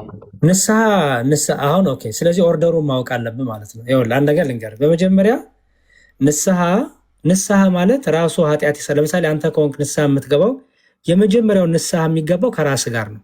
መጀመሪያ ኃጢአተኝነትን፣ በደለኝነትን፣ ዘማዊ ከሆንክ ዘማዊነትን፣ ሰካራም ከሆንክ ሰካራምነትን፣ ውሸታም ከሆንክ ውሸታምነትን ማመን ነው። ኃጢአተኛ መሆንን ማመን የመጀመሪያው ንስሐ እሱ ነው። አንድ ሰው ኃጢአተኝነቱን ሳያምን ሄዶ ዝም ብሎ በእግዚአብሔር ፊት እንኳን ጸሎት ቢቆም ዋጋ የለውም። በእግዚአብሔር ጸሎት ከመቆም በፊት ስለሰራው ኃጢአት መጸጸት አለበት። እግዚአብሔር መጀመሪያ አንተ ኃጢአትን አምነህ ኃጢአተኛ መሆንን አምነህ ኃጢአትህ ክፉ እንደሆነች አምነህ እንድትመጣ ነው የሚፈልገው። ኃጢአትህ ደስ እያለች እየጣፈጠች መጥተህ እግዚአብሔር ማረኝ ብትለው ይሄ ውሸት ነው። እግዚአብሔር ግን ፈጽሞ የኃጢአትን ለቅሶ፣ ለኃጢአትህ ማዘን፣ ለኃጢአትህ እንባ ይፈልጋል። ኃጢአትህ ቅጣት ሞትን ታመጣባለችና ያ ሲገባ አዝናል። ስለዚህ የመጀመሪያው ንስሐ እሱ ነው። ቀጥሎ መጽሐፍ ቅዱስም ይላል ለካህናት እንድንናዘዝ፣ ለካህናት እንድንነግር። ለካህናት የምንነግረው ለምን መሰለህ? የመጀመሪያው መቼም ኃጢአት ስትሰራ ከእግዚአብሔር የተሰወረ ነገር አለ አለው እንደሜ የለም። ለእግዚአብሔር አዲስ ነገር ትነግረዋለህ? የለም። ለእግዚአብሔር አዲስ ነገር ትነግረዋለህ? አትነግረውም ማለት አዲስ ነገር ማለት ኃጢአትን ኦልሬዲ ከእሱ የተሸፈነ ነገር የለም ማለት። ለምሳሌ ኃጢአትን በሁለት መልኩ ትተዋለህ። የለም የዚህ እየዘገኝ ነው የሚደርሰው። ኃጢአትን በሁለት መልኩ ትርቃታለህ፣ ትሸሻታለህ፣ ትተዋታለህ። እግዚአብሔርን በመፍራትና ሰውን በመፍራት አስተውል። እግዚአብሔር ደስ የሚሰኘው በሁለት ነገር ነው። በምን? ሰውን በፍጹም ልብህ በፍጹም ሀሳብህ እግዚአብሔርን መውደድ፣ ቀጥሎ ደግሞ ሰውን ደግሞ ማፍቀር። አየህ፣ እግዚአብሔርን መውደድ፣ ሰውን መውደድ። ህግ ሁሉ በእነዚህ ይጠቃልላል። እግዚአብሔርን ከወደድክ ሰውን ከወደድክ ትጠነቀቃለህ ማለት ነው። አየህ፣ እግዚአብሔርን ወደ ሰውን ባትወድ አንተ ውሸተኛ ነህ። ሰውን ወደ ደግሞ እግዚአብሔርን ብጠላ አንተ አሁንም ውሸተኛ ነህ። ስለዚህ እግዚአብሔርን መውደድ ሰውንም መውደድ ያስፈልጋል። መውደድ የሚለው መፍራትን፣ መጠንቀቅን፣ ማክበርን ያሳያል።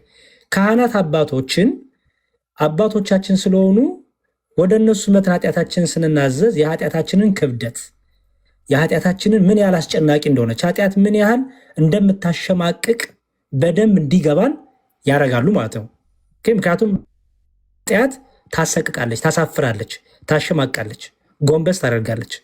አየህ፣ ያ ቀና ቀና በላይ የሰራው ኃጢአት እግዚአብሔር እንዳየህ እያወቀ የሰራውን ኃጢአት ካህኑ አያውቅም። ለካህኑ ሄደህ ስትነግረው ምን ያህል ኃጢአት ከባድ እንደሆነች ትረዳታለህ። ስለዚህ ምን ታታለህ? የኃጢአት ምሬት፣ የኃጢአት ሽታዋ፣ የኃጢአት ክርፋቷ፣ የኃጢአት ቆሻሽነቷ ይታያል ማለት ነው። በዛ ውስጥ እግዚአብሔር በካህኑ ውስጥ ሆኖ ምን ያደርጋል? ይገስጽሃል፣ ይመክርሃል፣ ያስተምርሃል፣ ተስፋ ይሰጥሃል፣ በርታ ይልሃል፣ ከወደክበት ተነስ ይልሃል። ካህኑ በእግዚአብሔር መንፈስ የተመረጠ ስለሆነ የተመረጠበት ዓላማ አንተን ሊያጽናና፣ ሊያበረታ፣ ሊያግዝህ እግዚአብሔርን ታየዋለህ በዓይንህ ወንድሜ።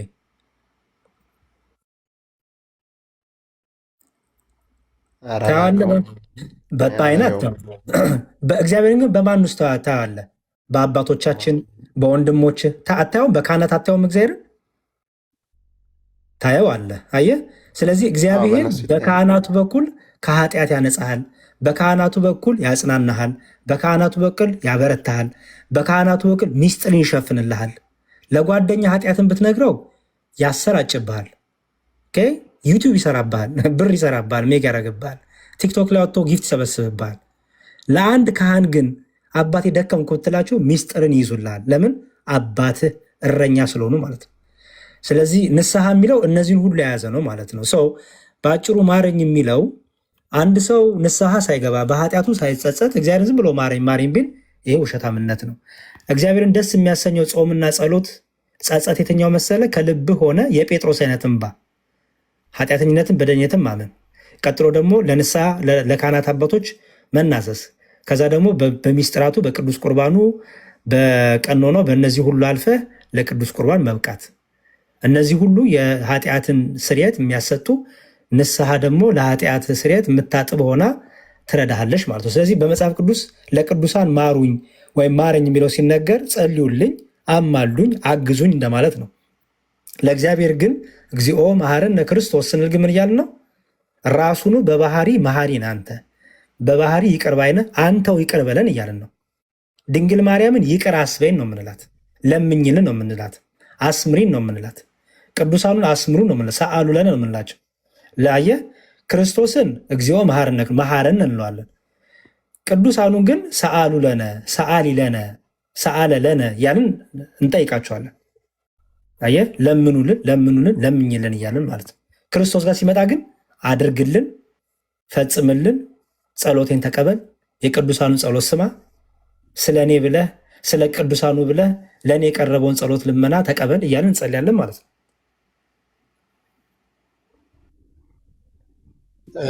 አሁን ገብቶኛል። ነበራችሁ እግዚአብሔር ይመስገን። አሜን። ዲያቆን አይ የኦርቶዶክስ መዝሙር የለቀቀው የለም፣ የጴንጤ የለቀቀው መዝሙር ቤቱ ላይ አለ። ከእነሱ ጋር የሚውል ከሆነ ኦርቶዶክስ ከሆነ እነሱ የዘጉበት ነገር ከዚህ አንጻር ድምፅ ታፍኗል። ሶሪ ይቅርታ። አይ ማለት ኦርቶዶክስም ከሆነ አሁን ከእነሱ ጋር የሚውል ከሆነ አሁን እሱ ቤት ላይ እንትን የጴንጤዎች መዝሙር የለቀቀው አለ። ከዛ አንጻር ወይ ከእነሱ ጋር የሚውል ከሆነ እነሱም የዘሩበት መርዝ ሊሆን ይችላል። ኦርቶዶክስም ሆኖ ኦርቶዶክስም ላይሆንም ይችላል። ምንም ስለ ኦርቶዶክስ የለቀቀው ነገር ሳይሆን ዘፈንና የጴንጤዎች መዝሙር ነው ያለው ቤቱ ላይ ማለት ነው። ገብቼ አይቼው ነበር እና ከእነሱ አንጻር የዘሩበትን ነገር ከሆነ በደንብ ይጠይቅና እንድታስረዳው። እሺ ችግር የለውም። ቤተ አማራ ጴንጤና ማንም እኮ አላለህም። ፕሮፋይልክ ላይ ይሄ ያለን ያለው እሱን አንተና ልብህን የሚያውቅ እግዚአብሔር ነው። ያኔ በሚስቅ ነው አይተው እንደሆነ በሚስቅ ነው። እሺ ችግር የለውም። በምንም ይሁን ብቻ ዋናው አንተ ኦርቶዶክሳዊ ሆም ካልሆንክም ኦርቶዶክሳዊ ምላሽ ይሄ ነው። ኦርቶዶክሳዊ አስተምሮ ከኛ የሚጠበቀው ለምጠይቀን ኦርቶዶክሳዊ ጥያቄ ኦርቶዶክሳዊ ምላሽ መስጠት ነው። ትምህርቷ መንገድ ነው። ትምህርቷ ኦርቶዶክስ ከሆንክ ትጸናበታለህ፣ ጥያቄዎች ይመለሱልሃል፣ ከጥርጣሬ ትመለሳለህ። ኦርቶዶክስ ካልሆንክ ደግሞ አትሊስት የቤተክርስቲያኗን ትምህርት አቅበታለህ። ኦርቶዶክሳዊ ትምህርት ግን ይሄ ነው፣ አሁን የነገርኩህ ነው። ስለዚህ ኦርቶዶክሳዊ ወንድማችን ነኝ ብለሃል፣ ቃልን እንቀበላለን እኛ፣ ምክንያቱም ያልከንን ነው የምንሰማው። ኦርቶዶክሳዊ ወንድም ከሆንክ እንግዲህ መማር አለብህ፣ ማጥናት አለብህ። የምታጠናቸው መጽሐፎች ከፈለክ እናግዛለን። ከወንድሞች ጋር ህብረትን አጠንክር። ያልገባ ነገር ካለ ጠይቅ። በተቻለ መጠን ከሌላ ተቃራኒ ቤተ እምነቶች ጋር በደንብ መጀመሪያ ሳትጣጠቅ የራስህን ጦር ሜዳ ወታደር ለወታደርነት ለጦርነት የሚያበቃውን ነገር ሳያዘጋጅ ቢሄድ እጅ ሰጥቶ ተማርኮ ደግሞ ተገሎ ይቀራል እዛው። በትምህርትም ያለ ነገር ይሄ ነው። በምንፍቅና ትምህርት፣ በክደት ትምህርት፣ ልዩ በሆነ ባዕድ ትምህርት ትመታለህ። መመለሻው መታጠቂያው መልሰህ የምትዋጋበት ትጥቅ ከሌለ፣ ራስን የምትጠብቅበት የምሸፍንበት መከላከያ ቃለ እግዚአብሔር ከሌለ፣ ኦርቶዶክሳዊ ትምህርት ከሌለ የመጣው የምንፍቅና ሁሉ ይገልሃል፣ እዛ ያስቀርሃል፣ ወይ ደግሞ ማርኮ ያስቀርሃል። እንግዲህ ጦርነት ላይ ሁለት ምርጫ ነው ያለ። ወይ ተማርከህ ባሪያ ትሆናለህ፣ ወይ ደግሞ ትገደላለህ። በመንፈሳዊ ጦርነት ደግሞ ቃለ እግዚአብሔሩን ካልያዝከው ኦርቶዶክሳውያን ትምህርት 5ቱ አዕማደ ምስጢራትን 7ቱ ምስጢራተ ቤተክርስቲያንን፣ ነገረ ማርያም፣ ነገረ ቅዱሳን፣ ነገረ ቤተክርስቲያንን፣ የአባቶች ሐዋርያትን ሐዋርያ ቅብብሎች ትምህርትን፣ እነዚህን በደንብ ካልያዝካቸው በሚመጣ ምንፍቅና ትምህርት፣ በክደት ትምህርት ወይ ተገለህ እጅ ሰጥተህ ባሪያ ትሆናለህ። እምነትን ትቀይራለህ፣ ትክዳለህ፣ ባሪያ ትሆናለህ። ወይ ደግሞ በምንፍቅናው ተውጠህ ንስሐ ሳትገባ ሳትመለስ ፍጻሜ ይደርሳል ማለት ነው። ስለዚህ ጊዜን ተጠቀምበት፣ ራስህን ጠብቅ፣ የምትማርበትን ነገሮች ታይሞች አመቻች። በተቻለ መጠን ኦርቶዶክሳዊ ነገሮችን ፖስት አድርግ። ኦርቶዶክሳዊ ካልክ ኦርቶዶክሳዊ ትምህርት የሚሰጡ ሰውን እውቀት የሚገነቡ ለአንተም ለሚያይም ሰው ፍሬ የሚሰጥ ነገር፣ ቤተክርስቲያንን የሚያስተምር ነገር፣ ኦርቶዶክሳዊ ነገር፣ ወንጌልን የሚያስተምር ነገር ቲክቶክንም በዛ መልኩ ፔጅን አድርገው እና የምናግዝ ነገር ካለ ግን እናግዝሃለን። እግዚአብሔር በረዳን አቅም ሁሉ። ምን ይመስላል? እሺ ችግር የለውም። እሺ አመሰግናለሁ። ጥያቄ ግን ተመልሶልሃል? ክርስቲያን ነኝ፣ ኦርቶዶክስ ነኝ። በነገራችን ላይ ጥያቄ በስነ ስርዓት ተመልሶልኛል። እኔ እንደ ጥያቄውን ያነሳሁት ጥያቄ ስልጥቤ ነው። በመስመር ምንም ስናወራ ምናምን አንዳንዴ እንትን ስለ ሃይማኖት እናነሳና እናወራለን ምናምን እና ጓደኞች የሚያውቁትን ይመልሱልኛል፣ እኔ የማውቀውን እመልሳለሁ። እንደዛ ነው። በቃ ጥሩ። ግን ከመመለሱ በፊት መጀመሪያ መማር ይቀድማል ባይዘወይ መማር ስለሚቀድም እኔ ትምህርቱ ላይ አስቀድም ባይ ነኝ። መጀመሪያ መሰረታዊውን የመጽሐፍ ቅዱስ እውቀት ትምህርት ያዝ። ከዛ በኋላ ማንም ሰው ጋር ብታወራ ቢጠይቁ በደንብ አድርገህ ለመመለስ እንዲሁም በሌላ በምንፍቅና በሌላ ህይወት ያሉትንም በአሕዛብ ህይወት ያሉትንም ለማምጣትም ይረዳሃል እውቀቱ። ስለዚህ መማርህን አስቀድም ለማለት ነው። በርታልን። ሜቢ ቢኒ የኔ በመሀል ስደርስ የሰማሁትን ነው እንጂ ሌላ ነገር እንግዲህ እናንተ ያነሳችሁት ካለ እንግዲህ ወንድማችንን ወይ ምከሩትና የታላቅ ወንድም ምክር ስጡትና እንግዲህ ሌላ ሰው ወይ ይቀጥል። እሺ ዲያቆን እናመሰግናለን። ፎሎ መልስ ትሩዝንም ፎሎ አድርገው ቤቱንም ፎሎ አድርግና ትምህርት ሲኖር እና ተማር ያሬዶንም ሁሉንም ፎሎ አድርጋቸው። ጥያቄ ካለብህ ጠይቅ። ወንድማችን ትሩዝ ቴሌግራም ትምህርት ስላለው እሱ ላይ ይቀላቅላል፣ ይረዳሃል። ጥያቄ ያላቸው ያሬዶን እኮ ፎሎ ያደረኩት መስሎኛል። እስኪ ፎሎ ባክ አድርጌሃለሁ፣ ችግር የለውም። ማንበብ የምትፈልጋቸው መጽሐፎች ካሉ ቴሌግራም ግሩፕም ስላለ እዛ ከትህና መጽሐፍ ታገኛለህ። ለእስልምና የተሰጠ መልስ አለ፣ ለፕሮቴስታንቶች የተሰጠ መልስ አለ፣ እዛ ላይ ታገኛለህ። ፎሎ አድርጌሃለሁ ግን እሺ እኔም ፎሎ አድርጌ በጣም ቆይቻለሁ ፎሎ ካደረኩ ነው እንደ እሺ በቃ በርታለን። ቴሌግራምን አስቀምጣለኝና ቴሌግራም ወደ ግሩፕ ከታለሁ። እሺ አይ መልካም። ሌላ ሰው ካለ እንግዲህ ጋር ላይ ቀጥሉ። የሚገባ ሰው ካለ ቢኒ እብነ ሐኪም እንኳን ሰምቻችኋለሁ። እሺ አይ ቲንክ ጥያቄ ያላት መሰለኝ። እህት ናት ወንድም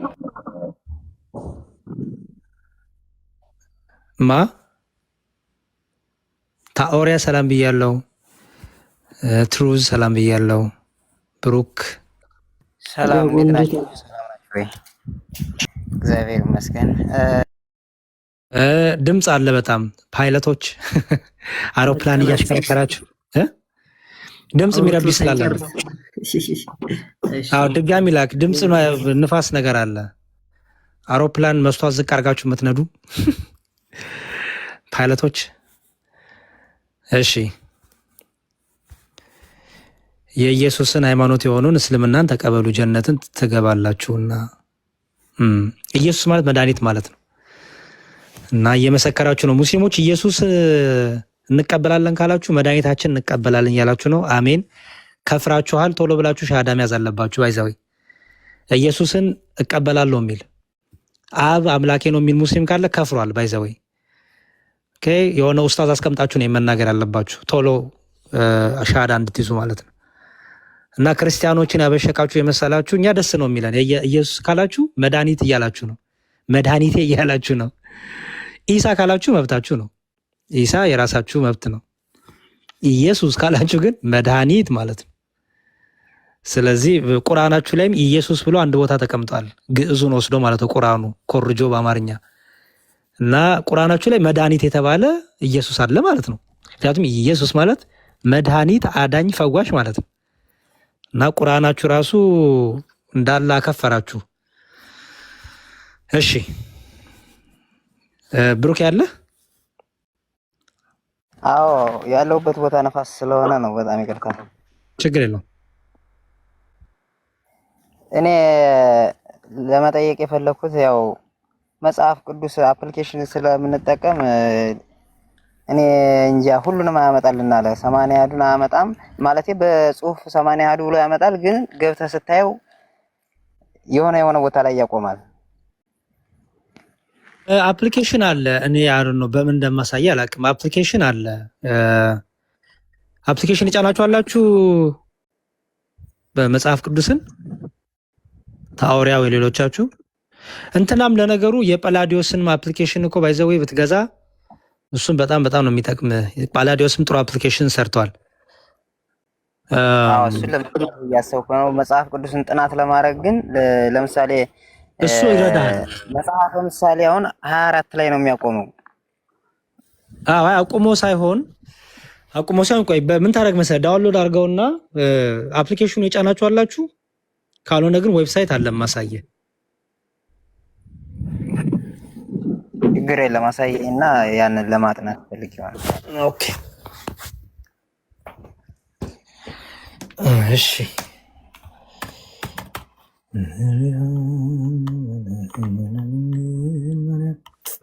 ሰላም ለእናንተ ይሁን። ዲያቆን እንዴት አላችሁ? እንዴት አደራችሁ? እንዴት ቆያችሁ? እግዚአብሔር ይመስገን። አንዴ ቆይ፣ አንዴ እህት አለም ከእሱ ጋር እንጨርስና ደህና ነን እኛ ግን እግዚአብሔር ይመስገን። ሰላም ታሽራቱ ደስ ይላል። እሺ ይኸውልህ ይሄን አየኸው? አሁን የ2000 ነው። እሺ ሚውት አድርጉልኝ ፕሊዝ። ማን ጋር ነው አካል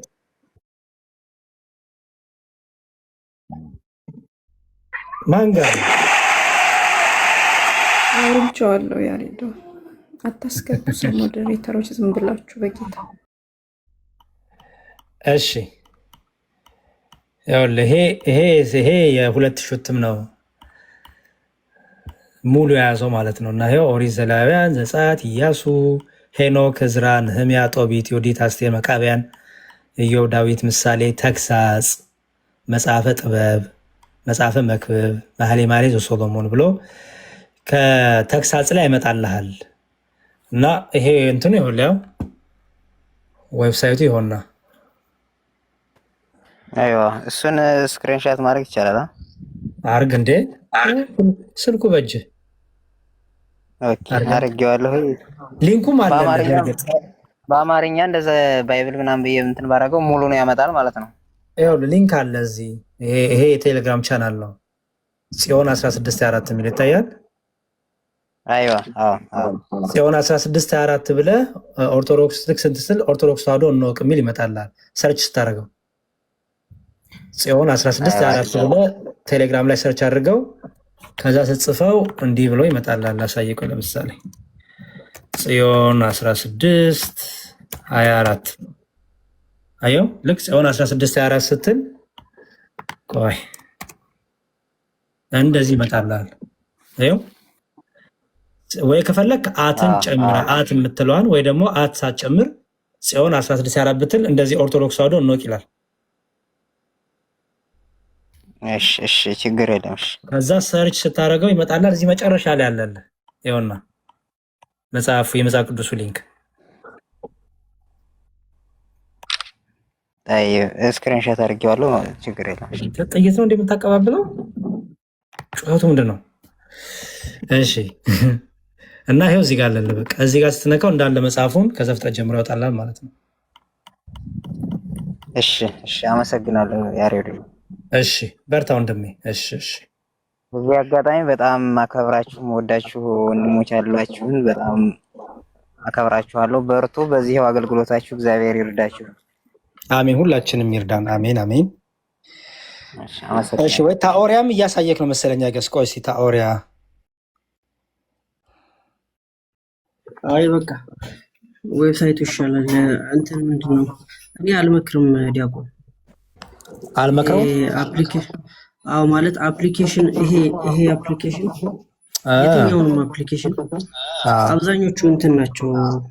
ከሃርድ ኮፒ ጋር ሳስተያይ የሆነ የጎደለ ቃል አለ ምናምን፣ አንዳንድ አገላለጾች ይሳሳታሉ። ግን እንደው ከማጣት ካለማንበብ ይሻላል በሚለው ይሄኛው አፕሊኬሽን አይ ቲንክ ይሻላል ይመስለኛል።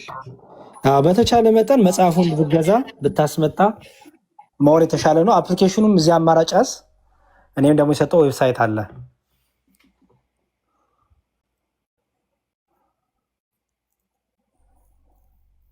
እሺ ሌላ ሰው አለ? እህታችን ቅድም የተናገርሽው። እሺ ዲያቆን በድጋሚ ሰላም ለእናንተ ይሁን ብያለሁ። ዲያቆን እንዴት አለ? ደህና እግዚአብሔር ይመስገን። በጣም ደስ ይላል ሰላምታሽ እና እግዚአብሔር ይመስገን ደህና ነን። እንዴት ነሽ? አለን እግዚአብሔር ይመስገን። ዲያቆን በኦንላይን ንስሐ መያዝ ይቻላል? እኔ ለረጅም ጊዜ ወደ ውጭ አረብ ሀገር ነው ያለሁት።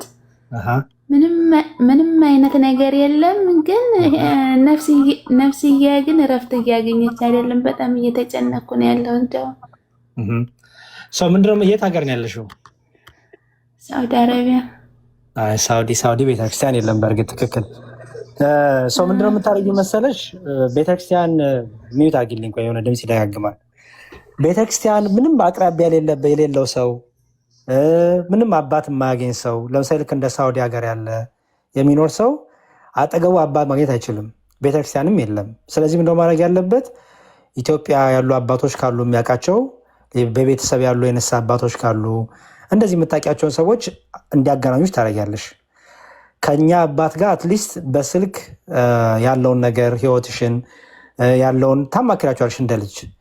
ከዛ በኋላ እንግዲህ ቀጥሎ ያለውን ነገር እሳቸውም አባታዊ ምክር እየደግ አድርጌም በዚህ አድርግ እያሉ ያበረቱሻል ማለት ነው። ስለዚህ መጀመሪያ ከንሳው በፊት ራሱ አንድ አባት ማግኘቱ ማውራቱ ራሱ በጣም ትልቅ ነገር ነው። ምክንያቱም በኋላ ነው ደግሞ ንስሐው መግባቱ የሚመጣው። መጀመሪያ እስቲ አባት ያዥና አትሊስት ከዛ በኋላ ወይ የሚቀርብሽ አላቅም። አሁን ከሳውዲ ውጭ ያሉ እነ ዱባይ ሌሎችም ሀገሮች ቤተክርስቲያን እንዳለ አውቃለሁ። ስለዚህ ከነሱ የምታውቂም ሰው ካለ አባት እንዲያገናኙሽ፣ ግን የሚታወቁ አባት ኦልሬዲ ልጆች ያሏቸው የተመሰከረላቸው ጥሩ እረኛ የሆኑ ጥሩ አባት የሆኑ አባት ደግሞ ቢሆኑ መልካም ነው። ኦኬ። ምክንያቱም ትክክለኛ አባት እንድታገኝ ማለት ነው። ትክክለኛ አባት እዚህ ቲክታክ ላይ አንዳንዴ የሚሸውዱ ስላሉ ከመርካቶ ልብስ ገዝተው መስቀል ይዘው ይመጡና ቄስ ነኝ አባት ነኝ እያሉ የሚሸውዱ አሉ።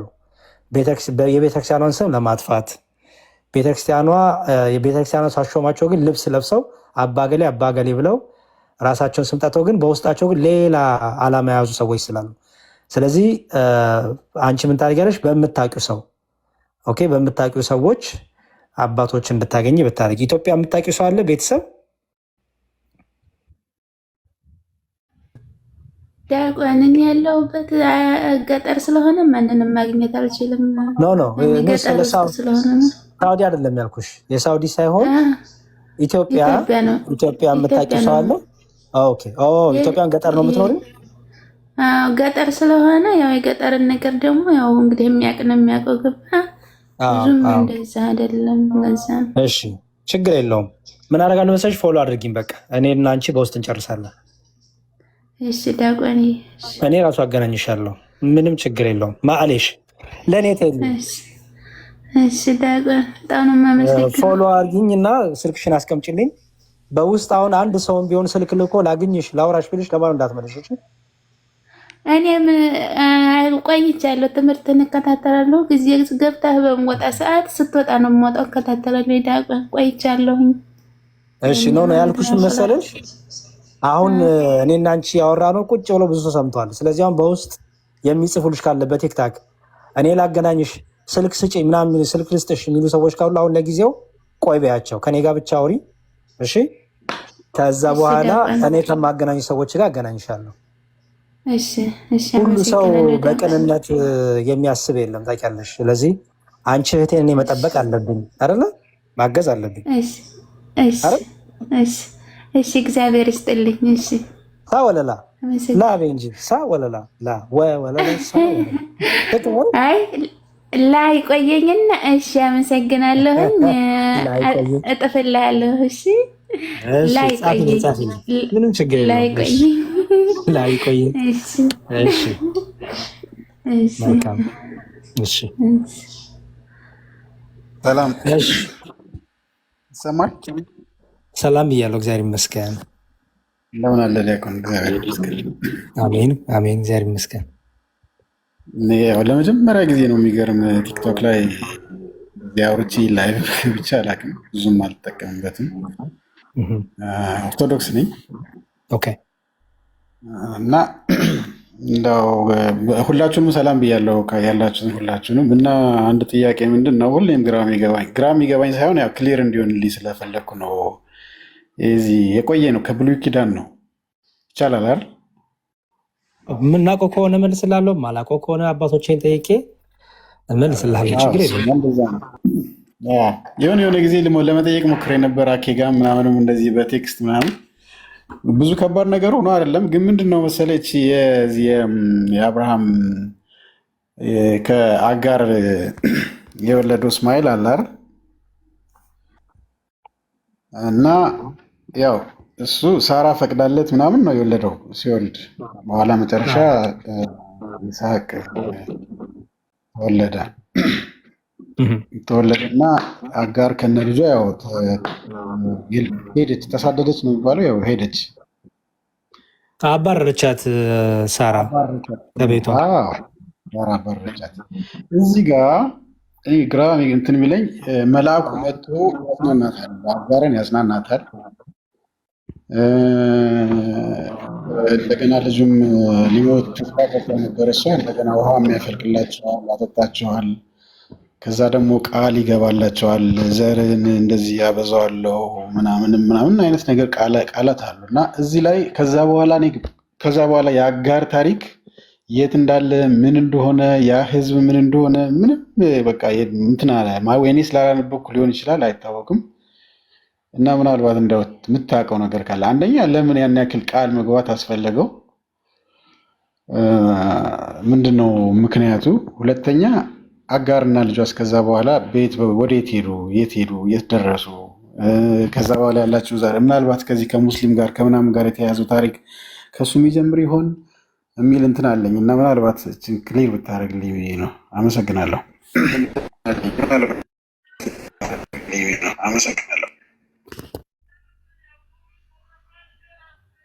ጨርሻለሁ። እኔ ዲያቆን እያሉ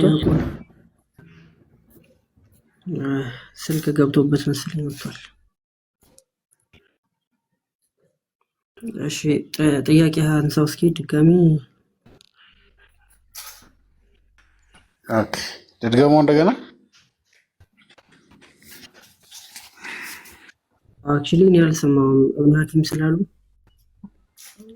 አይ ሲመጣ ትደግመዋለህ። እስከዛ ሌላ ውይይት ካለ ቆይ አንዴ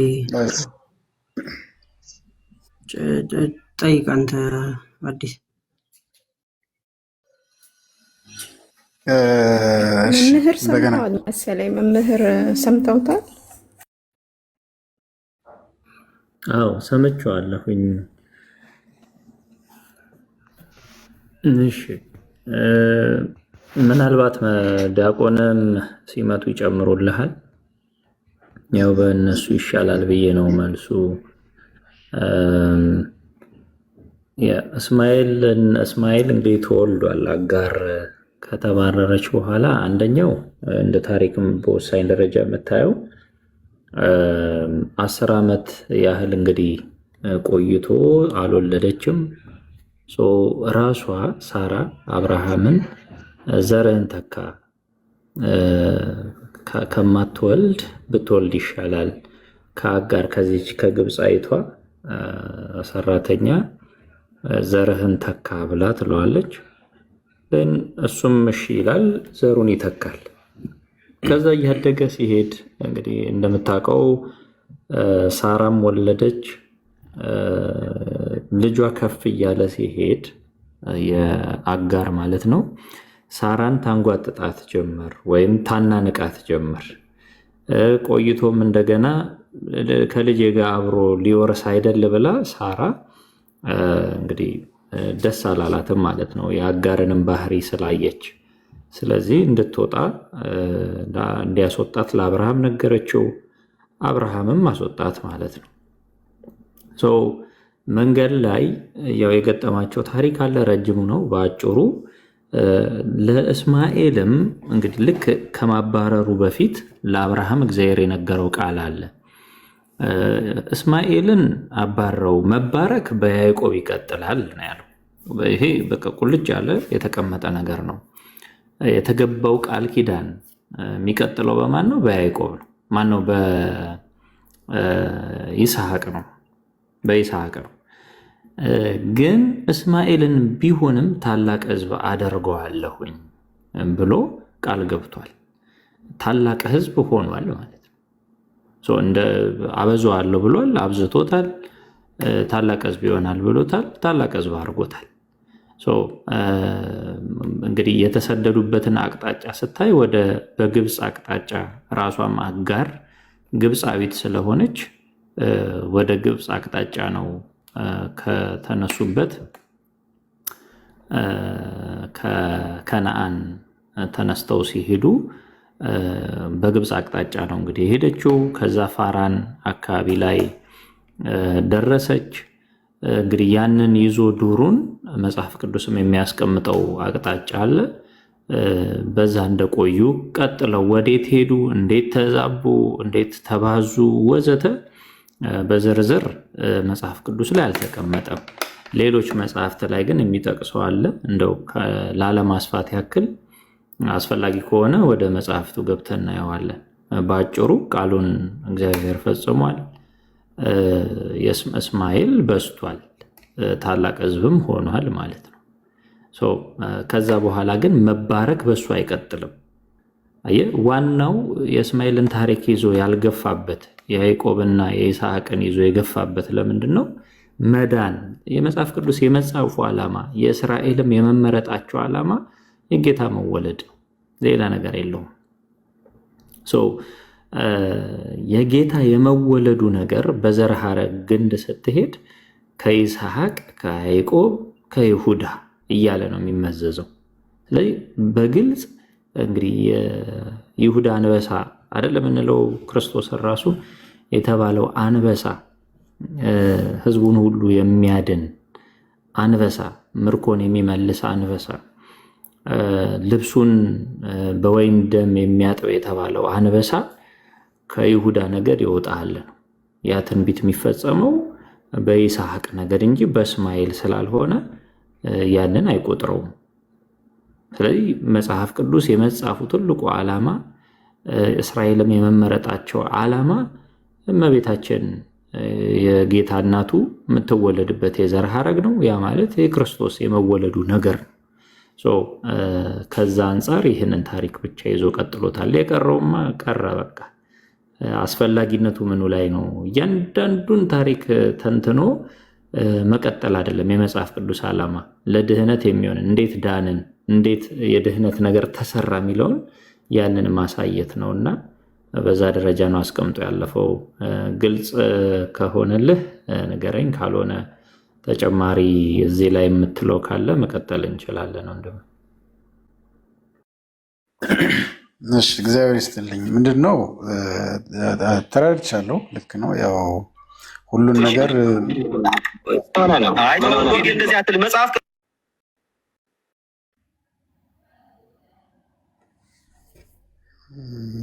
ልቀጥል። መጽሐፍ ቅዱስ ላይ ሁሉም ነገር መጻፍ የለበትም። እውነት ነው፣ እኔም አምናለሁ በሱ። ግን ምናልባት እንትን ያለኝ ይሄ ቃል የተገባው ነገር መብዛቱ ነው እና መልአኩን ልኮ ቃል የገባው ምናምን ወይ ምናልባት በዛው እስከዚህ እንድትጽናና ስለፈለገ ሊሆን ነው ወይ? አሁንስ መምህር ታላቅ ሕዝብ አድርጎታል ያሉኝ የትኛው ነው ታላቁ ሕዝብ የምንለው? ምናልባት መጽሐፉ ምናምን ያሉት ካለ እሱን ይጠቁሙኝና እኔም ጊዜ ሳገኝ የተወሰነ አነበዋለሁ። እሱም ሌላ ተጨማሪ ካለ ምንም እንደዚህ ከበድ ለማለት ሳይሆን ግልጽ እንዲሆንልኝ ለማለት ነው እንጂ ከዛ በኋላ ያለ እንትን ስለሆነ ነው እንጂ እና ቃል አገባቡ ቃል ልክ ጌታ ለአብርሃም የገባለትን ቃል ተመሳሳይ ነው ለእሱም ኦልሞስት የተገባለት። በኋላ ግን ጌታ የተወለደውም የድንግል ማርያም ምንም ዘር የመጣው ግን በይስሐቅ በኩል ባለው ዘር ነው። ያኛውን ዘር ግን የት እንዳለ የግድ መጽሐፉ ይጨርስ ሳይሆን ያው የተገባው ቃል ትንሽ እንደ አብርሃም ስለሆነ እሱ ነገር ነው እኔን ግራ ያጋባኝ። ይሄ ነው። እሺ፣ በመጽሐፍ ቅዱስ ደረጃ ያሉትን እናያቸውና ብዙ ጊዜ ይሄኛው ላይ ያው ሙስሊሞች ሞር የሚጠይቁበት ጥያቄም ነው። እንግዲህ የአረቡን ዓለም በተለይ አረብ ረጅም ነው። በዛ ጊዜ የአረብ በረሃ ራሱ በጣም ትልቅ ነው። መካና መዲናን ለማቀራረብ ሲባል የሚካሄድበት ርቀት አለ። ማየቱ ጥሩ ነው፣ ለሌላውም እውቀት ስለሚሆን ጥቅሶች እያነሳሁኝ አስቀምጣለሁ። ተከታተሉኝ። እሺ፣ አብረቼ እያሳየዋችሁ ልሂድ።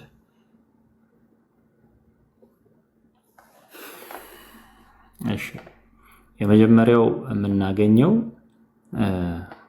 ዘፍጥረት 16 ከቁጥር 15 ላይ አልታይም አይደል?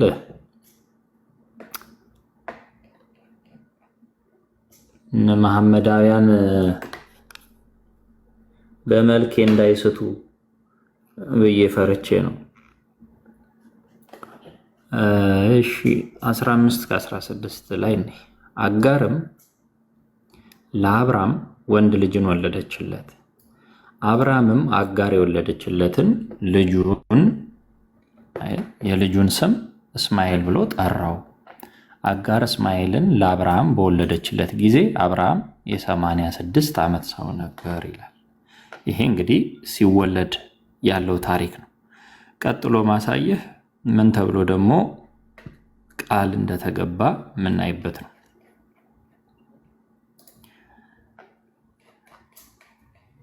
እሺ ቁጥር 19 ምዕራፍ 17 ቁጥር 19 ላይ እንዲህ ይላል፣ እግዚአብሔርም አለ በእውነት ሚስት ሳራ ወንድ ልጅን ትወልድልሃለች፣ ስሙንም ይስሐቅ ብለህ ትጠራዋለህ። ከእርሱ በኋላ ለዘሩ የዘላለም ቃል ኪዳን እንዲሆን ቃል ኪዳኔን ከእርሱ ጋር አቆማለሁ። ቅድም ያልኩ የተገባው ቃል ኪዳን የመዳን ቃል ኪዳን ከማን ጋር? ከይስሐቅ ጋር። ስለ እስማኤልም ሰምቻለሁ፣ እነሆ ባርኬዋለሁ፣ ፍሬያምም አድርገዋለሁ፣ እጅግም አበዛዋለሁ፣ 12 አለቆችንም ይወልዳል፣ ታላቅ ሕዝብ እንዲሆን አደርገዋለሁ። ቃል ኪዳኔን ግን በሚመጣው ዓመት በዚሁ ጊዜ ሳራ ከምትወልድልህ ከይስሐቅ ጋር አቆማለሁ። አየህ አይደለም? በደንብ ግልጽ አድርጎ ነው የሚያስቀምጠው። እነዚህ ተፈጽመዋል። እነሆ ባርኬዋለሁ፣ ፍሬያምም አደርገዋለሁ፣ እጅግም አበዛዋለሁ፣ 12 አለቆችንም ይወልዳል የተባለው ተፈጽሟል። እንቀጥልና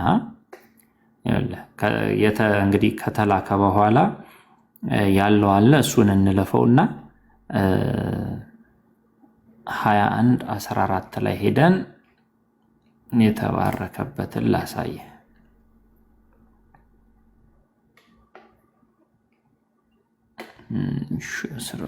እስከ 19 ባለው እናገኘዋለን። አብርሃምም ማልዶ ተነሳ፣ እንጀራንም ወሰደ፣ የውሃ ቁማዳንም ለአጋር በትከሻዋ አሸከማት። ብላቴናውንም እንደዚህ ጠበብል አድርገህ እንዲገባ በደም ብላቴናውንም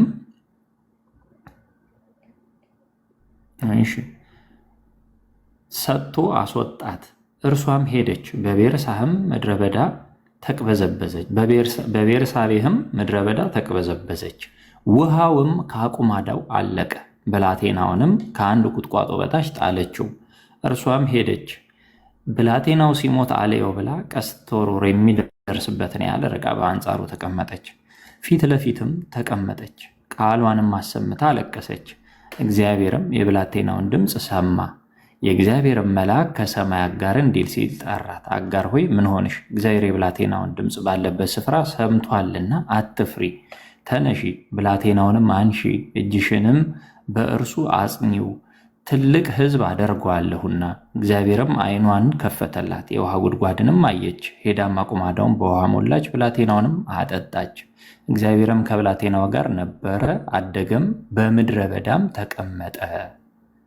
በየት ተቀመጠ ይላል ወንድማችን? እዚህ ጋር ያው በምድረ በዳ። የትኛው ምድረ በዳ? መጀመሪያ የት ነበሩ? በቤርሳቤህ ምድረ በዳ። በቤርሳቤህ ምድረ በዳ በፋራን ተመልከት። ከዛ ቀጥሎ ቁልጭ አድርጎ ያስቀምጠዋል። በፋራን ምድረ በዳም ተቀመጠ። ካደገ በኋላ ምን ሆነ? ቀስተኛ ሆነ። በፋራን ምድረ በዳ ተቀመጠ። እናቱም ከምድረ ግብፅ ሚስት ወሰደችለት። አየህ አይደለም? ፋራንና ግብፅ ቅርብ ለቅርብ ናቸው። ስለዚህ እናቱ ከሀገሯ ግብፅ ሚስት ወሰደችለት። በዚያም ዘመን አቢሜሌክ ከሙሽራው ወዳጅ እያለ ይቀጥላል። ቀጥሎ እንግዲህ እዚህ ድረስ ካየን መጨረሻ ላይ አካባቢ ያሉትን ላሳየ። ያ ማለት ዘፍጥረት ለምሳሌ 25 ላይ ስንሄድ 12 ልጆች መወለዱን ደግሞ ላሳይ። የተባረከው ተፈጽሟል። እዛው ላይ የተቀመጡትን ላሳየ። የሳራ ባሪያ ግብፃዊቱ አጋር ለአብርሃም የወለደችው የአብርሃም ልጅ የእስማኤል ትውልድ ይህ ነው። የእስማኤልም ልጆቹ ስም በየስማቸው በየትውልዳቸው እንዲህ ነው። የእስማኤል የበኩር ልጁ ነባዮት፣ አየህ፣ ነባዮት የበኩር ልጅ፣ ቄዳር፣ ነብዳኤል፣ መብሳም፣ ማስማ፣ ዱማ፣ ማሳ፣ ኩዳን፣ ቴማን፣ ኢጡር፣ ናፌስ፣ ቄድማ። የእስማኤል ልጆች እነዚህ ናቸው። ስማቸውን በየመንደራቸውና በየሰፈራቸው ይህ ነው። በየወገናቸውም 12 አለቆች ናቸው። ተመልከት፣ አሁን ከነቦታው ነው የምናነሳው። እስማኤልም የኖርበት የዕድሜው ዘመን 137 ዓመት ነው። ነፍሱን ሰጠ፣ ሞተም፣ ወደ ወገኖቹም ተከማቸ። መኖሪያቸውም ከኤውላጥ አንስቶ በግብፅ ፊት ለፊት ከምትገኝ እስከ ሱር ድረስ ወደ አሶር በምትደርሰው መንገድ ላይ ነበረ። ቁልጭ ያለ ነገር ነው። ይኸውልህ መኖሪያቸው እንግዲህ እነዚህ 12ቱ ትውልዶች የኖሩት መኖሪያቸው ቤት ነበር። ከኤውላጥ አንስቶ በግብፅ ፊት ለፊት እስከምትገኝ ሱር ድረስ።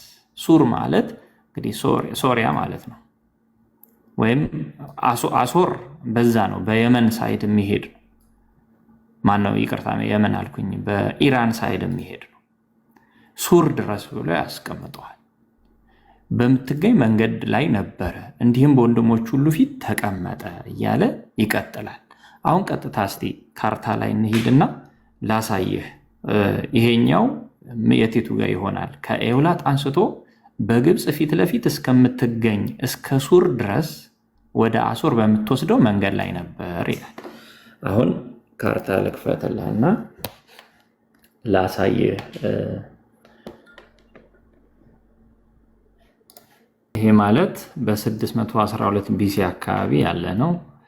እንወርዳለን፣ ከዛ ችግር የለው። ተመልከት፣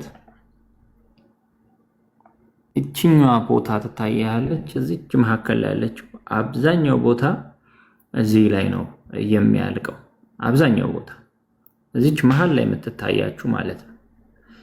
ከዚህ በፊት በሰፊው አንስተ ነው ነበረ አስታውሳለሁኝ።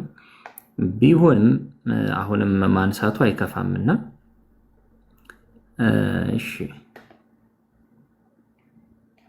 ካልሆነ ወደ ጉግል ማፕ ፔጅ ያሳያችኋል። ማነው ሰርች አድርጌ ያሳያችኋለሁ። የት እንደወሰድኳቸው አላቅም፣ ፋይሎቼ የት እንደገቡ አላቅም። እና አይ ቲንክ ኮፒ ሳረግ ሌላ ቦታ ሄደ ይመስለኛል። ኤኒዌይስ ጉግል ላይ ሄደን እዛ ማየት እንችላለን።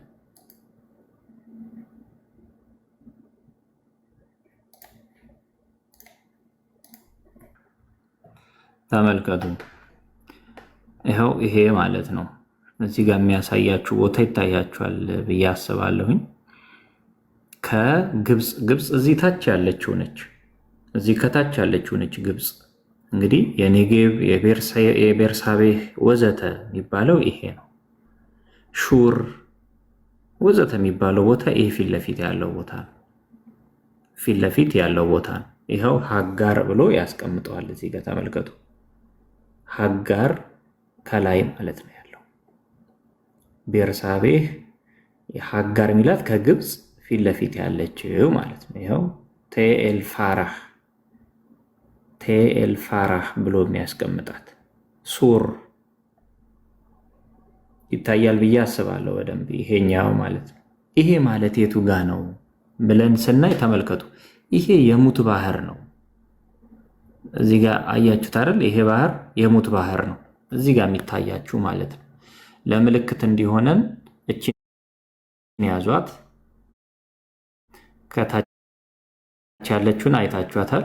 ከሷ በታይ ሰዶምና ገሞራ ያለበት ማለት ነው። እቺ ሁለት አንድ ላይ ተያያዥ የሆኑት ባህሮች እንዳይጠፋችሁ። ይሄኛው ደግሞ በላይ በኩል ጋዛ ነች። እቺ ከጋዛና ከሙት ባህር መካከል በታችኛው አንሂድ፣ ከነሱ መካከል ያለ ነው። ተመልከቱ። ከነሱ መካከል ሆኖ ግማሽ ይሄ ነው አይደል?